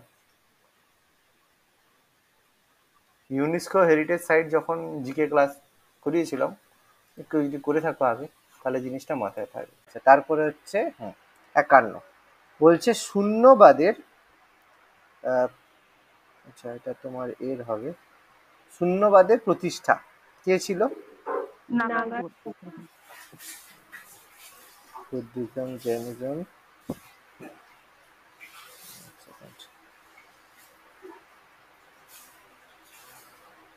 গৌতম বুদ্ধ, আজীব, তীর্থঙ্কর, কল্প, দশটা হয়ে গেছে, সেকেন্ড, এক সেকেন্ড, সান্তারাও হয়েছিল, তার বুদ্ধিস্ট কাউন্সিল,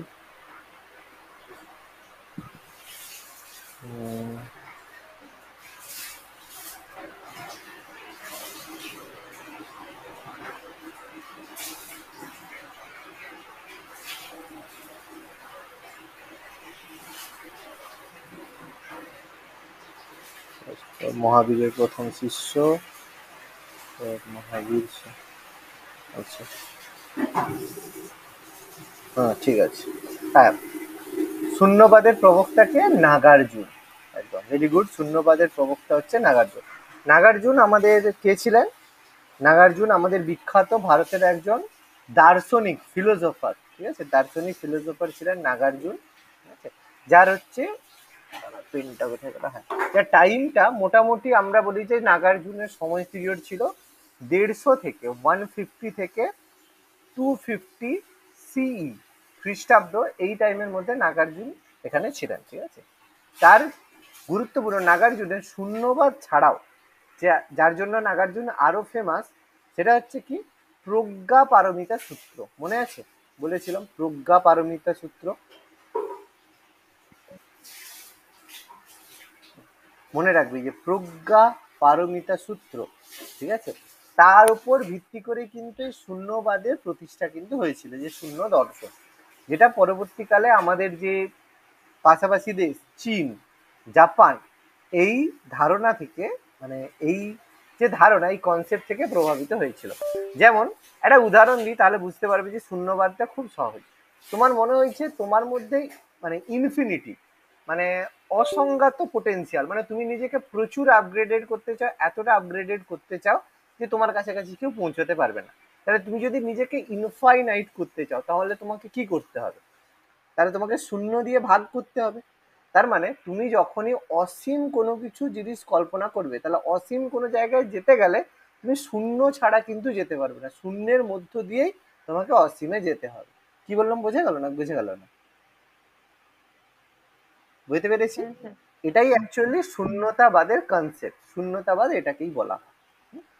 আচ্ছা, বণিক সম্প্রদায় জৈন ধর্মের প্রতি সবচেয়ে বেশি আকৃষ্ট হয়েছিল কেন? স্যার বিয়েরটা হবে? আমি অপশন ডি করেছি।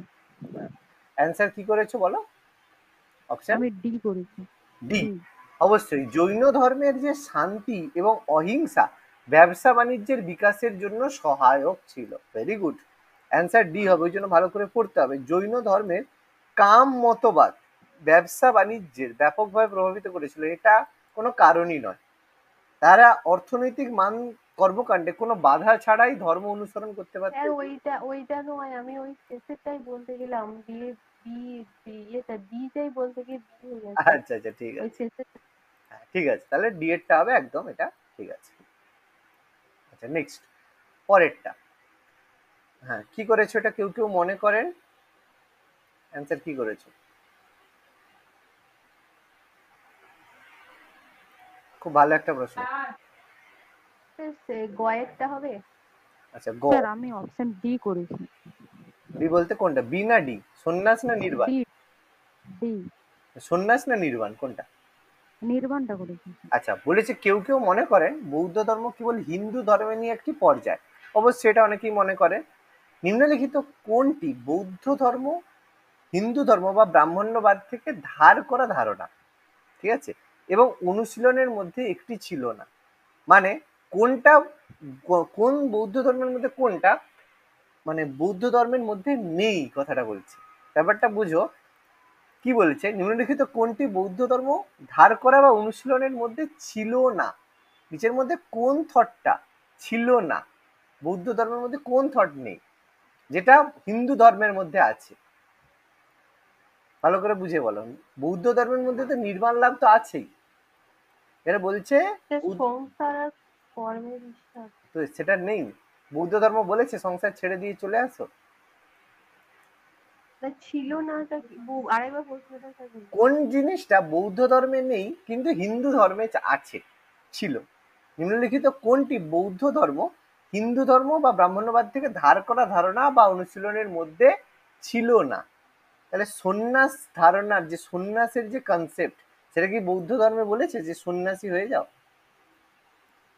এটা হিন্দু ধর্মের মধ্যে আমাদের যে ব্রহ্মচর্য, গার্হস্থ্য, বানপ্রস্থ, সন্ন্যাস, এই সন্ন্যাস ব্যবস্থার ধারণা। বোঝা গেল না? গেল না? বোঝা গেছে? নেক্সট কোশ্চেনের স্ট্যান্ডার্ড গুলো বোঝো, যে এরকম নয় যে কোনো হঠাৎ করে যে কোনো জায়গা থেকে কোশ্চেন তুলে দেওয়া, একদম কোর লেভেলের কোশ্চেন পড়তে হবে। ঠিক আছে, যে তাহলে কোশ্চেনের মধ্যে কমন পাবে।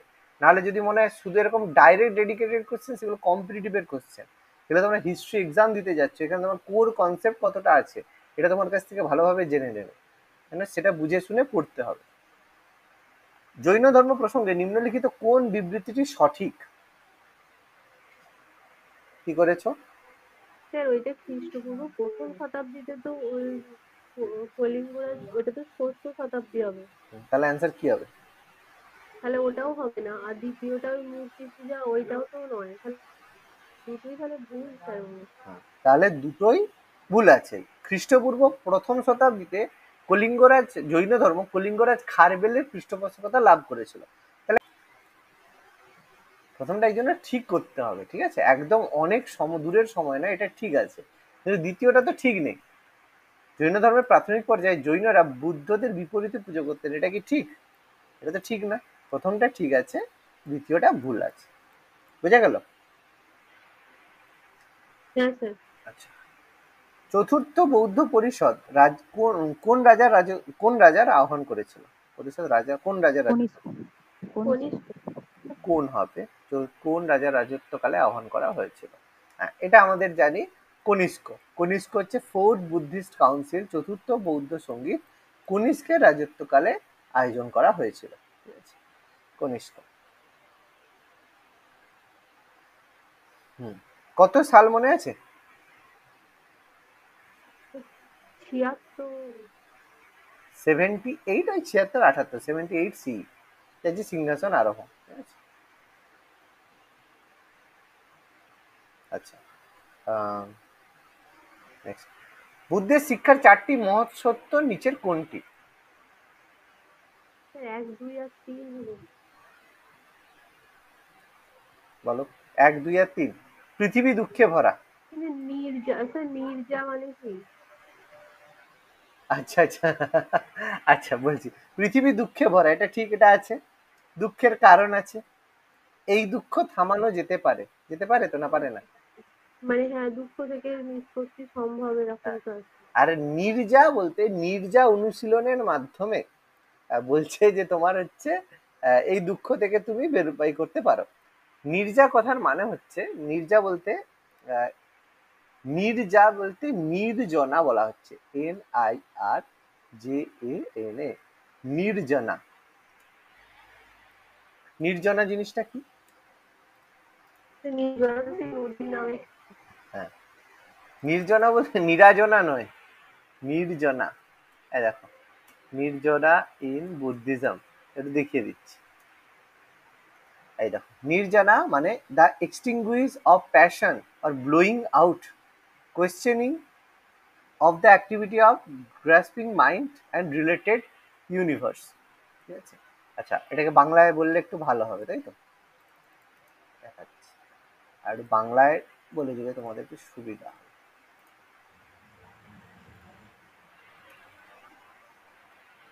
বাংলায় বাবা কোথায়? এইখানে আছে। আচ্ছা আচ্ছা, নির্বাণ, এই যে নির্বাণা, নির্বাণা হচ্ছে এটা নিরাজনা, সরি, এটা নিরাজনা হবে, নিরাজনা, নিরাজনা। নিরাজনা, purity specially in the context of the absolute. এই যে নিরঞ্জন কথার অর্থ বিশুদ্ধতা, বিশেষ করে পরম বা চূড়ান্ত বাস্তবতা প্রেক্ষাপট, এইটাকে বলছে নিরাজনা। শব্দটা সংস্কৃত, বিশুদ্ধ, দাগহীন বা ত্রুটিহীন, যেটাকে কলঙ্কহীন বা দাগমুক্ত, সেটাকে বলে নিরঞ্জনা। তুমি যদি বিশুদ্ধ, দাগহীন, ত্রুটিহীন কোনো কাজকর্ম করো, সেটাকেই বলা হচ্ছে নিরঞ্জনা। নির্দোষ, পবিত্র। বুঝতে পারছি? ক্লিয়ার হচ্ছে? হ্যাঁ, তাহলে এবার বলো কি হবে উত্তর? এটা 3ই হবে মনে হচ্ছে, 1, 2, 3। 1, 2 আর 3ই হবে, হ্যাঁ, কারণ 1, এখানে, 2। হ্যাঁ, কারণ এখানে কি বলা হয়েছে, অষ্টাঙ্গিক মার্গ। আমাদের দুঃখ থেকে মুক্ত পেতে গেলে কি করতে হবে? 8টা অষ্টাঙ্গিক মার্গ ফলো করতে হবে, নাকি নিরাজনা, তাই না? এটাই তো বলা হয়েছে নাকি? অষ্টাঙ্গিক মার্গ ফলো করো, তাহলে তুমি বেরোতে পারবে, নাকি নিরাজনা। তাছাড়া অল অফ দ্য অ্যাবাভ তো নেই, অপশনে নেই তো, তাই তো? আচ্ছা, নেক্সট। নিম্নলিখিত কোন বৌদ্ধ দার্শনিক খ্রিস্টের চতুর্থ নিজস্ব মতামতে নেপাল ভ্রমণ করেছিলেন? খুব ভালো প্রশ্ন। স্যার অপশন বি করেছি। Option B. বি, মানে অ্যান্সার হচ্ছে কি আচার্য অতীশ, মানে অতীশ দীপঙ্কর শ্রীজ্ঞান বলছো? তিব্বত গেছিল, অতীশ দীপঙ্কর শ্রীজ্ঞান তো তিব্বত গেছিল। স্যার বাসু বন্ধু হবে? হ্যাঁ, বসু বন্ধু বা বাসু বন্ধু, ঠিক আছে, কিন্তু বসু বন্ধুর কথা বলা হচ্ছে, ফোর্থ বুদ্ধিস্ট কাউন্সিলে তার কথা হচ্ছে, তিনি নেপাল ভ্রমণ করেছিলেন, একদম ঠিক। গৌতম বুদ্ধের জন্ম লুম্বিনী। কেন কপিলাবস্তু নয়? না স্যার, সেটাই তো স্যার, লুম্বিনী। আচ্ছা, তাহলে কপিলাবস্তু যদি থাকে অপশনে কি ভুল হবে? লুম্বিনী অপশনে নেই, তাহলে কি হবে না, ভুল হবে? স্যার লুম্বিনী না থাকলে কপিলাবস্তু থাকলে করতে হবে।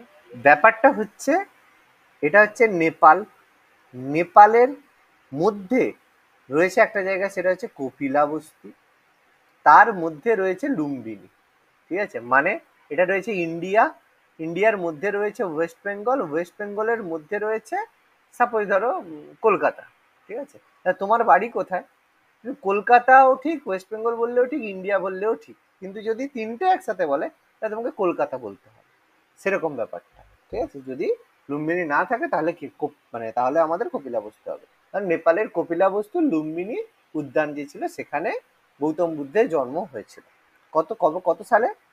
623 BCE, তাই তো, মোটামুটি অ্যাপ্রক্স। আচ্ছা, বিজ্ঞানবাদ বা যোগচারের প্রতিষ্ঠাতা কে?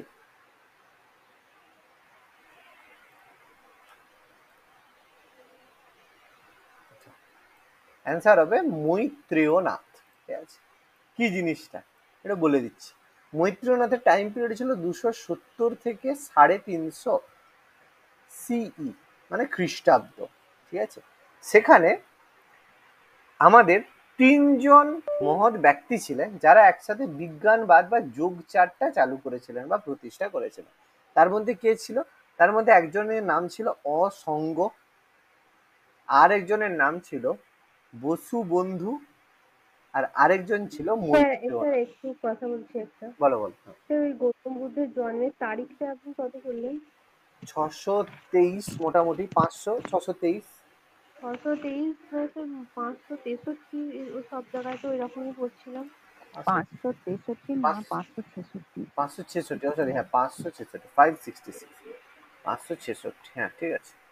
আচ্ছা, অসঙ্গ, বসুবন্ধু আর মৈত্রেয়নাথ, এদের তিনজন কি করেছিল, তিনজনের থেকে বিজ্ঞানবাদ বা যোগচারের, এটা হচ্ছে একটা বৌদ্ধ দর্শন, যোগচার বা বিজ্ঞানবাদ এটা অ্যাকচুয়ালি বৌদ্ধ একটা দর্শন, এটা এই তিনজন মেন ফাউন্ডার, প্রতিষ্ঠাতা, তার মধ্যে মৈত্রেয়নাথ হচ্ছে এই তিনজনের মধ্যে একজন ফাউন্ডার। মাথায় ঢুকলো? ক্লিয়ার হয়েছে?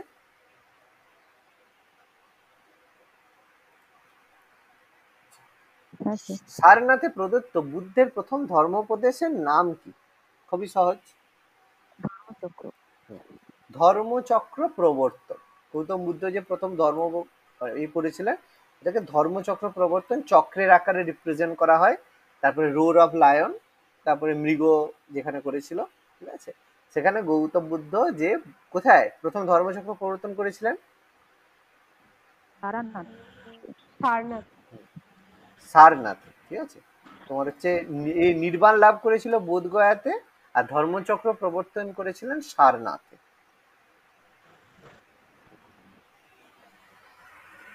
আচ্ছা, হ্যাঁ এটা বলো, 61 কি হবে, কেন হয়েছিল? স্যার অপশন এ করেছি। অপশন এ স্যার করেছি। এরটা হবে ক। ক, সংঘের মধ্যে বিরোধের অবসান ঘটানো, ভেরি গুড। তো কান ধরে উঠবোস করো দুজনে। কেন? কেন স্যার ওইটাই তো হবে। কেন হবে? দ্বিতীয় বৌদ্ধ স্যার ওই যে ওই সংগীতের আগে, সেকেন্ড বুদ্ধিস্ট কাউন্সিলের আগে কোন রকমের সংঘ বা এরকম কোনো বিভাজন বা কিছু ছিল? স্যার তাহলে ক্ষয়েরটা হবে, গৌতম বুদ্ধের ওই শিক্ষা সম্পূর্ণ মানে ওই পিটক গুলো 3টে পিটক সম্পূর্ণ হয়েছিল। দেখো আগে বুঝিয়ে দিচ্ছি তারপরে বলবো। অ্যান্সার হবে সি হবে।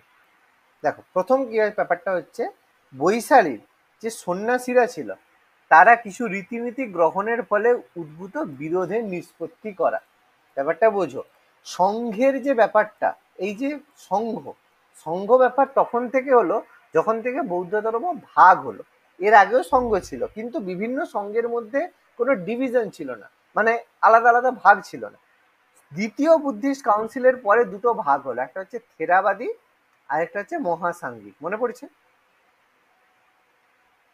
হ্যাঁ স্যার।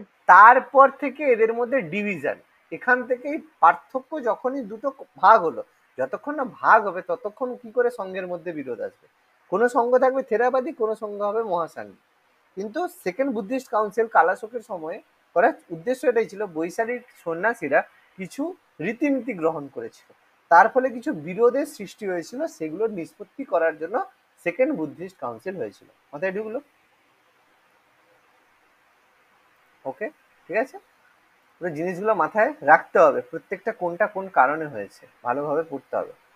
বলো 62। Hello sir. বলো বলো। স্যার আমার মোবাইল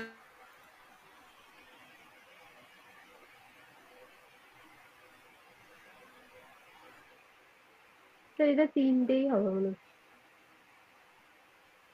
আচ্ছা, এটার অ্যান্সার কি হবে? স্যার অপশন ডি করেছি। বলছে প্রাচীন ভারতের প্রসঙ্গে, প্রাচীন ভারতের প্রসঙ্গে কোনটি বৌদ্ধ জৈন ধর্মের উভয়েরই সাধারণ ছিল? ঠিক আছে, আচ্ছা অ্যান্সার কি করেছো? স্যার ওই ঘয়েরটা 1 2 3। তিনটেই ঠিক বলেছো। আচ্ছা দেখো, এখানে তিনটের মধ্যে প্রথমটা বলছে তপস্যা এবং ভোগের চরম পরিহার। ঠিক আছে, মানে তপস্যা করতে হবে এবং যে ভোগটাকে তোমাকে পুরোপুরি পরিহার করতে হবে, এটা প্রথম। বেদের কর্তৃত্বের প্রতি উদাসীনতা, মানে বেদ যেটা, বেদকে যেটা বলছে, বেদের যে বেদ যে সুপ্রিমেসি যেটা বলা হচ্ছিল তার উদাসীনতা। আচার অনুষ্ঠানের কার্যকারিতা অস্বীকার করা। ঠিক আছে, কোনটা বলছে? তিনটেই ঠিক, তাই তো? প্রথম কথা, এর মধ্যে শুধুমাত্র জৈন ধর্ম বলছে যে মানে ত্যাগ, এই যে ভোগকে চরম পরিহার করা, এই জন্য জৈন ধর্ম বেশি যেটাকে বলা হয় স্ট্রং ছিল, যেখানে হচ্ছে চরম ত্যাগের কথা বলা হচ্ছে। কিন্তু বৌদ্ধ ধর্মেতে বলেছিল মধ্যপন্থা অবলম্বন করো, মনে পড়ছে কথাগুলো? তাই তো? তাহলে এখানে তপস্যা বা ভোগের চরম পরিহার, এটা বৌদ্ধ ধর্ম তো বলেনি, বৌদ্ধ ধর্ম তো মধ্যপন্থা দিয়ে চলেছে। মাথায় ঢুকছে না ঢুকেনি? কারণ বৌদ্ধ ধর্ম মধ্যপন্থা আর জৈন ধর্ম হচ্ছে চরম পন্থা। এবার মাথায় ঢুকছে? তাহলে প্রথমেরটা কি হবে? না হবে না। তাহলে এইভাবে অ্যান্সারগুলো পড়ে বুঝে করতে হবে, কারণ বৌদ্ধ ধর্ম হচ্ছে মধ্য পন্থা আর জৈন ধর্ম হচ্ছে চরম পন্থা। চরম পন্থা, সেই জন্য অ্যান্সার হবে কি হবে? তাহলে অ্যান্সার গ হবে, 2 এবং 3 উভয়ই সঠিক। ক্লিয়ার? তাহলে এখন সব জায়গায় 1 2 3 মারলে হবে না। হ্যাঁ, কোশ্চেন সেভাবেই করা আছে, সেট করা আছে, এরকম নয় যেখানে সব আছে সব ঠিক হয়ে যাবে, এরকম বইয়ের প্রশ্ন নয়। এখানে পুরোপুরি তোমার মাথার সাথে না খেলা স্যার, হবে। ওই থিওরিতে 1 2 3টা করিনি, তাহলে কেন? ওইটা মধ্যপন্থাটা অতটা মাথায় আসেনি তো, ভোগের চরম পরিহার আর তপস্যা ওইটা দেখে করে দিয়েছি। এখানে ওই মানে ওইখানে অন্য কোনো টেকনিক বইয়ে যেরকম থাকে এরকম থাকা মানে হয়ে যাবে, কোনো রকম নয়, পুরোপুরি মাথা কাজের। এই জন্য কোশ্চেন গুলো সেট করতে, কোশ্চেন গুলো খুঁজতে আমার রীতিমতো মাথা খারাপ হয়ে যায়, সময় লাগে এগুলো খুঁজতে। সেই জন্য কোশ্চেন গুলো স্ট্যান্ডার্ড হবে। আর যখনই তাড়াতাড়ি করতে যাবো আমি এত খুঁজে পাবো না, এত ভালো কোশ্চেন আমার আমার খুঁজতে তো সময় লাগবে না একটা, এখানে সময় লাগবে, এখানে কিছু করার নেই। এখানে জৈন ধর্ম সম্পর্কে নিম্নলিখিত বিবৃতিগুলি বিবেচনা করুন, কোনটা ঠিক হবে? পড়েছ আশা করি, দেওয়া ছিল, কোনটা হবে বলো? স্যার এখানেও মনে হচ্ছে স্যার 3টেই হবে। তিনটেই হবে, কিন্তু তিনটে তো, ও আচ্ছা অপশন আছে। আচ্ছা বলেছে জৈন ধর্ম এক ব্যক্তির উপাসনায় বিশ্বাস করে, তাই তো? আচ্ছা ভালো কথা। বলছে জিন অবস্থা, জিন বা জয়ী অবস্থা অর্জনকারী আত্মার প্রকৃত জিন অবস্থা অর্জনকারী আত্মার প্রকৃত গুণাবলীর উপাসনা করে, যে আত্মার প্রকৃত গুণাবলী উপাসনা করে। জিন হলেন সেই ব্যক্তি যার জ্ঞান, অন্তর্দৃষ্টি এবং আত্মার শক্তির ওপর কর্মের আবরণ ভেঙে দিয়েছে। মানে জিন সেই, মানে আমি বলেছিলাম যে নিজের যে ইন্দ্রিয় রয়েছে, অর্গান যেসব রয়েছে, মানে আমাদের জিভ, নাক থেকে শুরু করে সবের উপর তার যার টোটাল কন্ট্রোল রয়েছে, তাকে আমরা জিন বলে থাকি। তো সেই কথাটাই এখানে বলেছে। তার মানে 3 নম্বরটা আমাদের 100% কারেক্ট। জিন অবস্থা অর্জনকারী আত্মার প্রকৃত গুণাবলীর উপাসনা করে। তাহলে অবশ্যই জিন মানে সে গুণাবলী উপাসনা করছে কিন্তু জৈন ধর্ম একজন ব্যক্তির উপাসনায় বিশ্বাস করে, এটা কি ঠিক কথা? জৈন ধর্ম একজন ব্যক্তির উপাসনায় বিশ্বাস করে, এটা কি ঠিক কথা? না স্যার। তাহলে এখানে জৈন ধর্মের মধ্যে কি বলা হয়েছে? এখানে এটা কখনোই বলা হয়নি যে তুমি উপাসনা যদি করো তাহলেই তোমার হচ্ছে তুমি সবকিছু অর্জন করতে পারবে, সেটা কখনোই না। জৈন ধর্মের মধ্যে ত্যাগের কথা বলা হয়েছে, চরম ত্যাগ করতে হবে, তাই তো? তাহলে সেখানে শুধু উপাসনায় বিশ্বাসী কথাটা তো ঠিক না, শুধু উপাসনায় বিশ্বাস করে। তাহলে এখানেও সেম অপশন গ, 2 এবং 3 উভয়েই। মাথায় ঢুকলো? সেই লজিক সব জায়গায় খাটালে হচ্ছে না, পড়ে বুঝে করতে হবে। এই জন্য কোশ্চেন, এই জন্য ভালো স্ট্যান্ডার্ড কোশ্চেন করতে হবে। আচ্ছা, নেক্সট পরেরটা কি বলেছে? লোকায়ত সম্প্রদায়ের প্রতিষ্ঠাতাকে কি করেছো বলো? অপশন বি করেছি। বৃহস্পতি। আমি আগের দিন বলেছিলাম, মনে পড়েছে, চার্বক আর লোকায়ত, তাই তো? দুটো আমাদের যে বস্তুবাদ দর্শন আছে, লোকায়ত এবং চার্বাক, এই দুটো কি? এই দুটো হচ্ছে, আমি আগের দিনই বলেছিলাম যে বস্তুবাদ দর্শন, ঠিক আছে? অর্থাৎ বস্তুবাদ দর্শন বলতে আমরা যেসব বস্তু পাই, যেসব জিনিস পাই, সেই যে দর্শন, কোনো জিনিসকে দেখার, যে কোনো জিনিস তোমার কাছে আছে, সেই জিনিসটা তোমার উপরে কি ইম্প্যাক্ট ফেলছে, সেটাকেই বলা হচ্ছে বস্তুবাদ দর্শন। আজকে সবার কাছে মোবাইল ফোন আছে, তো তার একটা ইম্প্যাক্ট আমাদের উপর প্রত্যেকেই পড়ছে, প্রত্যেকের মনের মধ্যে যে একটা আনরেস্ট সিচুয়েশন, সেগুলো হচ্ছে। আগে মানুষের হাতে বই ছিল, এই জন্য মানুষের মধ্যে একটা ধৈর্য ছিল। আজকাল মানুষের মধ্যে মোবাইল আছে, মানুষের মধ্যে কি ধৈর্য আছে? কোনো ধৈর্য নেই।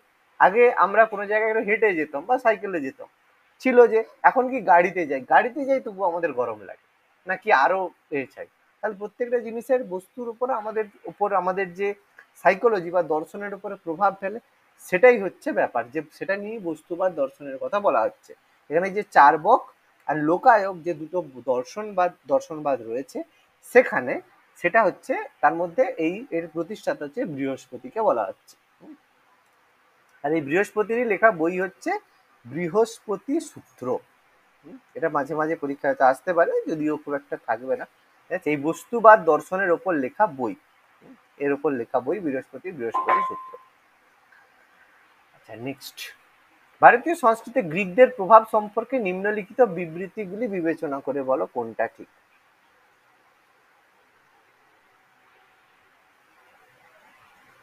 খুব ভালো ভালো প্রশ্ন আছে, কোশ্চেনের স্ট্যান্ডার্ড গুলো বুঝতে স্যার পেরেছো? 1-3টা তো হবে, কিন্তু 2-1টা কি হবে বুঝতে পারছি না। কোশ্চেন গুলো বুঝতে পারছো তো? এগুলো বই টয়ে পাও এরকম ধরনের প্রশ্ন? না স্যার, এগুলো বইয়ে কোথাও নেই, মানে কোথাও পাবে না এটা, মনে হচ্ছে যেটা পড়ে সেটাই আর কি বলছি। একদম। তাহলে এগুলো সেই কনসেপ্ট যদি না আসে, এরকম শুধুমাত্র দেখো 10টা কোশ্চেন আমি খুঁজে দিয়ে দিলাম যে চলো এরকম কোশ্চেন আছে এমসিকিউ, যে হচ্ছে এই অর্থশাস্ত্রের রচয়িতা এরকম করে করে 100-150 করিয়ে দিলাম, কিছু লাভ হবে না গো। এই যে পরীক্ষা দিতে যাচ্ছ না কষ্ট করে, কিচ্ছু লাভ হবে না। এই ধরনের কোশ্চেন যদি না করো, দেখবে ওই কিছু জায়গায় গিয়ে আটকে যাবে, আসল জায়গায় গিয়ে গন্ডগোল হয়ে যাবে, পড়াই হবে না ঠিক করে। আর এখানে যেভাবে করিয়ে দিচ্ছি, যতটা পড়ছো তার উপরে এগুলোতে আরো টোটাল পুরো জিনিসটার উপরে কনসেপ্ট ক্লিয়ার হচ্ছে, সেইভাবে পড়তে হবে। কি বলেছে? ইন্দো গ্রিক রাজা মিনান্দারকে বৌদ্ধ দার্শনিক নাগসেন বৌদ্ধ ধর্মে ধর্মান্তরিত করেন। এটা ঠিক 100%, যেটা আমাদের মিলিন্দ পানহো, যেটা নাগসেন আর মিনান্দারের কথোপকথন 100% ঠিক। ভারতীয় জ্যোতিষশাস্ত্র গ্রিক ধারণা দ্বারা প্রভাবিত ছিল। সংস্কৃত ভাষায় জ্যোতিষশাস্ত্রের জন্য হোরাস্ট্র শব্দটি ব্যবহার করা হয়েছে। দেখো, এই যে গ্রিক, রোমান, এরাও আমাদের জ্যোতিষশাস্ত্র দ্বারা প্রভাবিত ছিল। কিন্তু আচ্ছা, আমরা একটা কথা বলো তো, এই যে বিভিন্ন যে আমাদের গ্রহ আছে, যে আমাদের বিভিন্ন যে, যেমন এই যে জুপিটার, ঠিক আছে, স্যাটার্ন, মার্কারি, মানে মার্কারি, ভেনাস, এগুলো কি গ্রহের নামগুলো কোথা থেকে এসছে? এই নামগুলো কে দিয়েছে? কোথা থেকে এসেছে? এই নামগুলো এসেছে রোমান এম্পায়ার থেকে। এবার রোমান এম্পায়ার বলবে, রোমানের সঙ্গে গ্রিসের কি সম্পর্ক?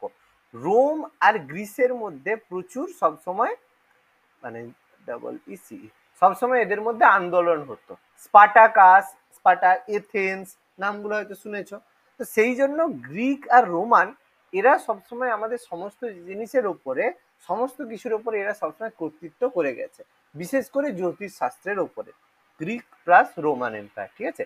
সেই জন্য জ্যোতিষ শাস্ত্র সবসময় গ্রিকদের দ্বারা প্রভাবিত হয়েছে, এবং সংস্কৃত ভাষায় জ্যোতিষ শাস্ত্রের মেনশন বলা হয়েছে। যদিও রোমানদের অনেক আগেই আমাদের যে জ্যোতিষশাস্ত্রের ব্যাপারটা অনেক আগে থেকেই ব্যাপারটা ছিল, কিন্তু এই সময় আরো বেশি পপুলার হয়েছিল। ভারতীয় থিয়েটারে পর্দার ব্যবহার করেন গ্রিসের লোকেরা, এটাও 100% কারেক্ট। গ্রিসে যখন বিভিন্ন রকমের ঘটনা দেখা হতো, সেই জায়গায় পর্দার মাধ্যমে এটা দেখানো হতো, একদম ঠিক কথা। তাহলে এখানে একমাত্র হলো অ্যান্সার, তিনটেই কারেক্ট। বুঝে গেল? তিনটে করেছিলে তো, না করোনি? হ্যাঁ স্যার, ওইটাই বলছিলাম। এটা একদম ঠিক আছে। তিনেরটা বুঝতে পারিনি। হ্যাঁ, এই দুইয়েরটা বুঝতে পারিনি। একদম ঠিক আছে। এবার বোঝা গেছে তো, কনসেপ্ট ক্লিয়ার হয়েছে? হ্যাঁ স্যার। নাগার্জুনকে ভারতের আইনস্টাইন বলা হয় কেন? শুধু পড়ে চলে এসছো আইনস্টাইন বলা হয়, এবার বলা হবে কেন বলা হয়।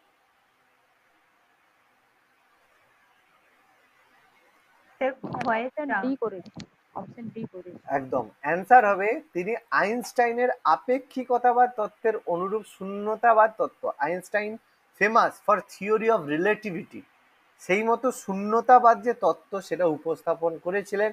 সেই কারণে নাগার্জুনকে ভারতের আইনস্টাইন বলা হয়। সর্বকালের অন্যতম পদার্থবিদ বা আইনস্টাইনের মতো এগুলো কোনো কারণ নয়। তার যে থিওরি অফ রিলেটিভিটি, এটাই প্রমাণ করে আমাদের থিওরি অফ যে জিরো, শূন্যতার তত্ত্ব। একদম ঠিক, জেনে শুনে উত্তর করে আসবে, ঠিক আছে। পশুপাত সম্প্রদায়ের প্রতিষ্ঠাতা কে? খুব ভালো একটা প্রশ্ন। পারবে? প্রথম শুনছো, নামটা প্রথম শুনলে মনে হয়। হ্যাঁ স্যার। একদম, তাহলে এগুলো শুনতে হবে। পশুপত, আচ্ছা, এটা কোথা থেকে আসতে পারে কি মনে হয়? কোনো কিছু যেটা তোমাদের এই পশুপত শুনে মাথায় ক্লিক করছে, কোনো কথা? শিপ। হ্যাঁ, একদম ভুল, একদম ঠিক কথা। পশুপদ আসছে পশুপতি থেকে, ঠিক আছে। পশুপতি থেকে পশুপত আসছে। পশুপত এটা বেসিক্যালি কোথা থেকে আসতে পারে?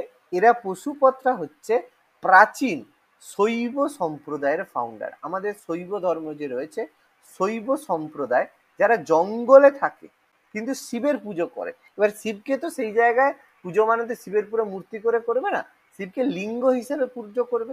এই জন্য এদের মেনশন আমাদের রয়েছে লিঙ্গ পুরাণে, ঠিক আছে। আমাদের যে পুরাণের মধ্যে লিঙ্গ পুরাণে এর মেনশন রয়েছে। পশুপতি যে শিব, শৈব সম্প্রদায়ের এরা হচ্ছে প্রতিষ্ঠাতা বা ফাউন্ডারের মতো আমরা বলতে পারি।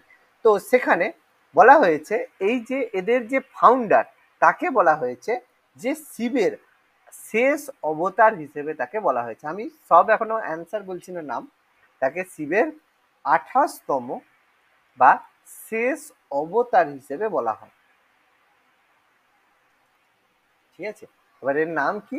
এর নাম হচ্ছে লাকু শিখা, এর নাম হচ্ছে লাকু শিখা। লাকু শিখাকে বলা হয়ে থাকে, যাকে লিঙ্গ পুরাণে শিবের শেষ অবতার হিসেবে বলা হয়েছে। ওকে, মনে রাখার চেষ্টা করবে। পশুপতি মানে বোঝাই যাচ্ছে শিবের কথা বলছে, শৈব সম্প্রদায়। পশুপতি শৈব সম্প্রদায়ের ফাউন্ডার লাকু লিসা। আচ্ছা, নিচের কোনটি বৌদ্ধ ধর্মের ধর্মগ্রন্থ নয়?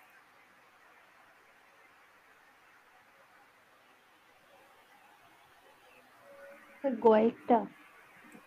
গয়েরটা? কি মনে হচ্ছে পুতুলের, কি মনে হচ্ছে?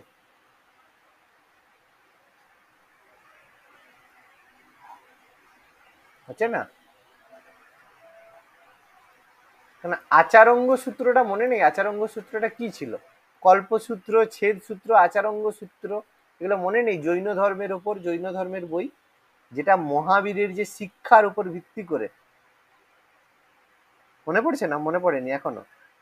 হ্যাঁ হ্যাঁ স্যার, মনে পড়েছে, দুটোকে গুলিয়ে ফেলেছি। একদম। মহাবীরের শিক্ষার উপর ভিত্তি করে যে বই, সেটা হচ্ছে আচারঙ্গ সূত্র। এটা জৈন ধর্মের একটা পবিত্র গ্রন্থ। মাথায় ঢুকেছে? তাহলে এটা বৌদ্ধ ধর্মের গ্রন্থ হবে না। নেক্সট, মিলিন্দা পনহ রাজা মিনান্দার এবং কোন বৌদ্ধ ভিক্ষুকের মধ্যে সংলাপ আকারে লিখিত? এটা তো আমি অলরেডি বলে দিয়েছি, নাগসেন। নাগসেন। ঠিক আছে, এটা আমাদের নাগসেনের মধ্যে লেখা। কোন ভাষায় লেখা হয়েছিল? স্যার সংস্কৃত ভাষা। না পালি ভাষায়? ঠিক করে বলো, সংস্কৃত না পালি? স্যার সংস্কৃত মনে হচ্ছে। সংস্কৃত সংস্কৃত ভাষায়। তাহলে এটা পালি ভাষায় লেখা হয়নি?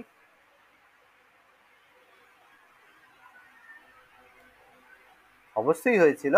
এটা পালি ভাষায়, এটাকে ট্রান্সলেট করা হয়েছিল কোথায়? শ্রীলঙ্কাতে। মাথায় ঢুকবে? মাথায় ঢুকছে কথাগুলো? সব মাথায় রাখতে হ্যাঁ হবে স্যার। বাবা, কিছু করার নেই। খুবই কষ্টকর আমি জানি, কিন্তু ইতিহাস পড়ছো বাবা, ইতিহাসে বেশি ইনফরমেশনই জানতে হবে, কিচ্ছু করার নেই। কষ্ট হলেও বাবা কিছু করার নেই, পড়তে হবে। বলো কি হবে?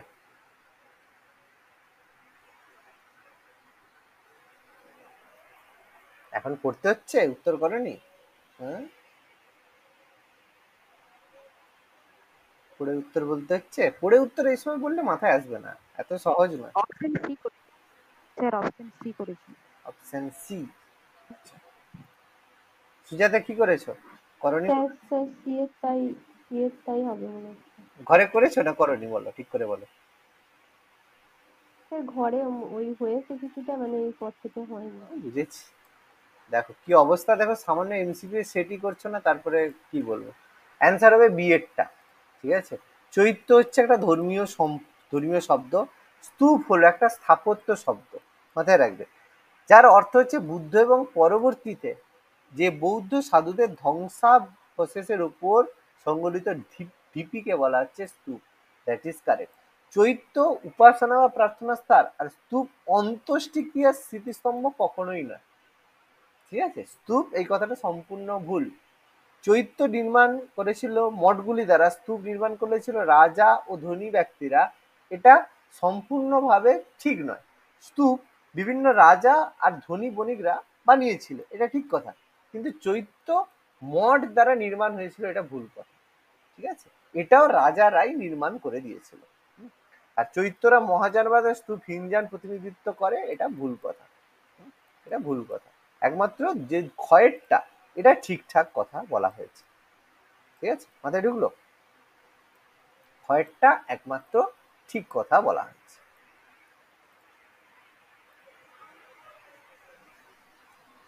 নেক্সট, পরেরটা, মহাযান সম্প্রদায়ের প্রতিষ্ঠাতা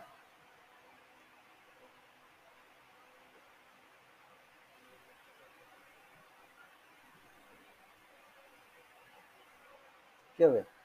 এই রে, তিনজান মহাযানের মধ্যে মহাযানের ফাউন্ডার উনি হচ্ছেন আসাং, বা এটাকে আরেকটু ভালোবাসায় বলা হয় অসঙ্গ। আসাং বা অসঙ্গ বৌদ্ধ সন্ন্যাসী ছিলেন, যার জন্ম হয়েছিল কোথায়? পুরুষপুরে। একটু ব্যাকগ্রাউন্ডটা বলে দিই তাহলে সুবিধা হবে।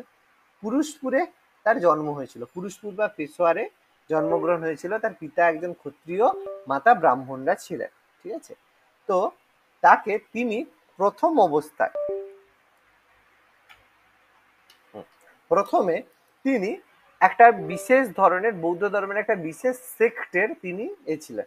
সেটা হচ্ছে, মনে করো, মূল সর্বস্তিবাদ একটা ভাগ ছিল, মনে পড়ে? মূল সর্বস্তিবাদ শাখা বা সম্প্রদায় ছিল জৈন ধর্মে, মানে বৌদ্ধ ধর্মে। তিনি প্রাথমিক অবস্থায় এই শাখার সদস্য ছিলেন। পরবর্তীকালে তিনি মহাযান সম্প্রদায়ের ফাউন্ডেশন করেন। মাথায় ঢুকেছে? আসাং বা অসঙ্গ। আচ্ছা, নেক্সট বলো কোনটা সঠিক?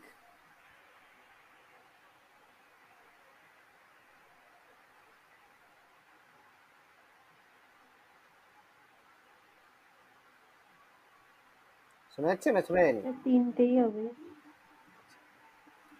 চার্বকের মতে জৈনরাও বেদে বিশ্বাস করে, আচ্ছা বিশ্বাস করে না, জৈনরাও বেদে বিশ্বাস করে না, একদম ঠিক কথা, বেদে বিশ্বাস করে না। আত্মার অস্তিত্ব স্বীকার করে, অবশ্যই করে। মনকে নিয়ন্ত্রণ এবং সঠিক আচরণ, একদম, এখানে তিনটেই কারেক্ট, তিনটেই আমাদের কারেক্ট।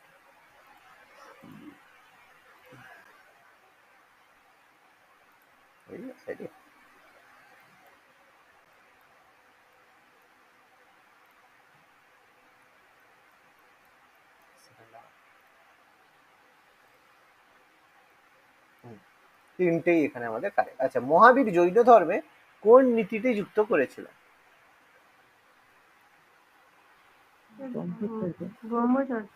ব্রহ্মচর্য, কারণ এর আগে উপরের চারটা নিয়ে গঠিত হয়েছিল আমাদের চতুর্জাম, তাই তো? চতুর্জাম গঠিত হয়েছিল ব্রহ্মচর্য এর সাথে যুক্ত করে পঞ্চ মহাব্রত বানিয়েছিল। এই প্রথম চারটে নিয়েছিল চতুর্জাম, যার প্রতিষ্ঠাতা ছিল পার্শ্বনাথ, 23তম তীর্থঙ্কর পার্শ্বনাথ। ব্রহ্মচর্য অ্যাড করার পরে তার নাম হয়ে গেল পঞ্চ মহাব্রত, যেটা হচ্ছে মহাবীর আমাদের ফাউন্ডেশন করেছিলেন, তাই তো? একদম ঠিক। ত্রিপিটক কোন ভাষায় রচিত? পালি। পালি ভাষায় লেখা। পিটক কথার অর্থ বলেছিলাম কি? ঝুড়ি বা বাস্কেট, ঝুড়ি বা বাস্কেট, ঠিক আছে। ত্রিপিটকের সুক্ত পিটক, বিনয় পিটক আর অভিধম্ম পিটক, তিনটে পিটক ভাগ রয়েছে। বলো, খুব ভালো একটা প্রশ্ন। হিউয়েন সাং বৌদ্ধ গ্রন্থের অন্বেষণে প্রায় 2 বছর কাশ্মীরে কাটিয়েছিলেন, কারণ কাশ্মীর সেই সময় বৌদ্ধ শিক্ষার বিখ্যাত কেন্দ্র ছিল। কি মনে হচ্ছে?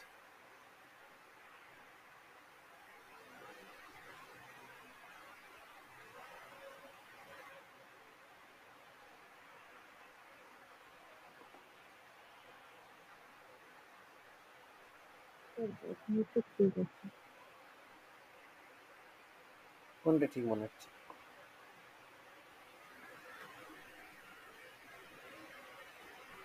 প্রথমেরটা ঠিক আছে। অ্যান্সার হবে ঘ, দুটোই ঠিক। দেখো, কাশ্মীর সবসময় আমাদের জ্ঞানের জ্ঞানের হচ্ছে সব থেকে বড় কেন্দ্র, আমাদের কাশ্মীর ছিল, ঠিক আছে। কিন্তু ওই যে একটা কথা, যেখানে শিক্ষা থাকবে সেখানেই হচ্ছে প্রথম আঘাত হবে। কেন প্রথমেই কি করতে হবে, শিক্ষাটাকে যদি কোনো দেশের মানে কোনো দেশের যদি এডুকেশনটাকে আমি নষ্ট করে দিতে পারি, তাহলে সেই দেশ আর জীবনে কোনোদিন দাঁড়াতে পারবে না।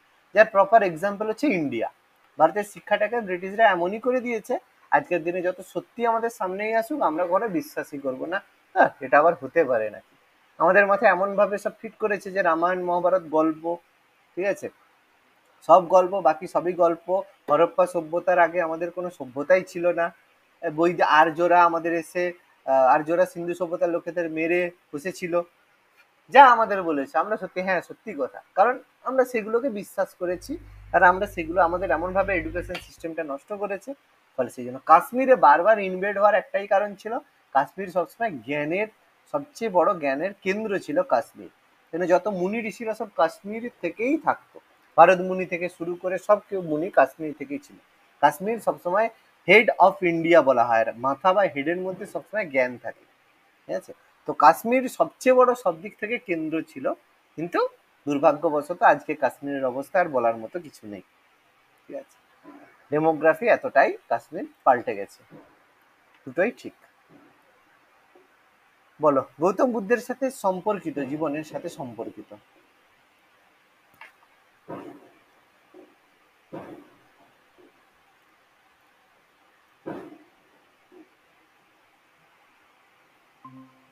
কি হবে?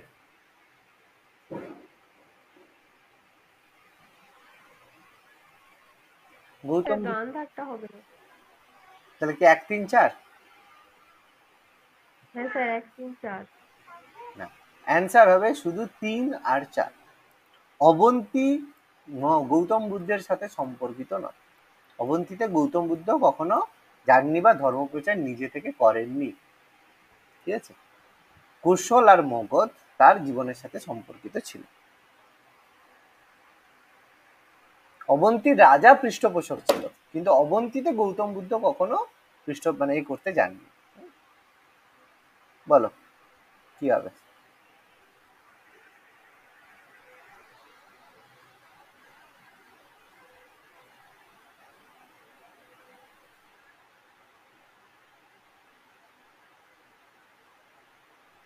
কি করেছো?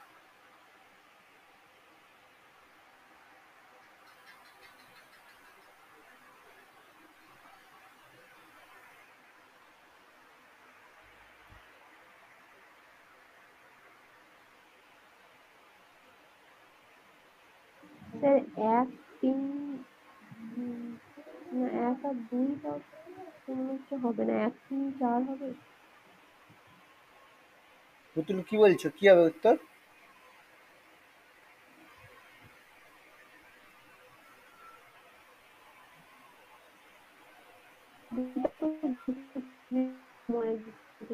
প্রথম কথা, প্রথমটা তো 100% ঠিক আছে, কোনো চাপ নেই। বেদের তীব্র সমালোচনা একদম ঠিক আছে। পৃথিবী দুঃখে পূর্ণ বলে কি বলেনি, বলেছে তো। আর মানুষের কর্তব্য হলো এই দুটাও ঠিক পৃথিবী আছে। থেকে মুক্তি লাভ করা, তো চারটেই ঠিক আছে, কোনো চাপ নেই। এখানে তো চারটেই ঠিক আছে, উপরে সব কটাই ঠিক আছে। বুঝা গেল? চলো নেক্সট, পরেরটা। এটা এত হ্যাং করছি। Next match.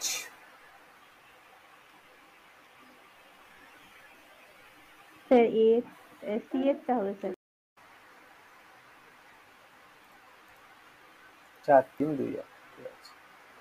প্রথম বৌদ্ধ সম্মেলনে কোন রাজার শাসনকালে হয়েছিল?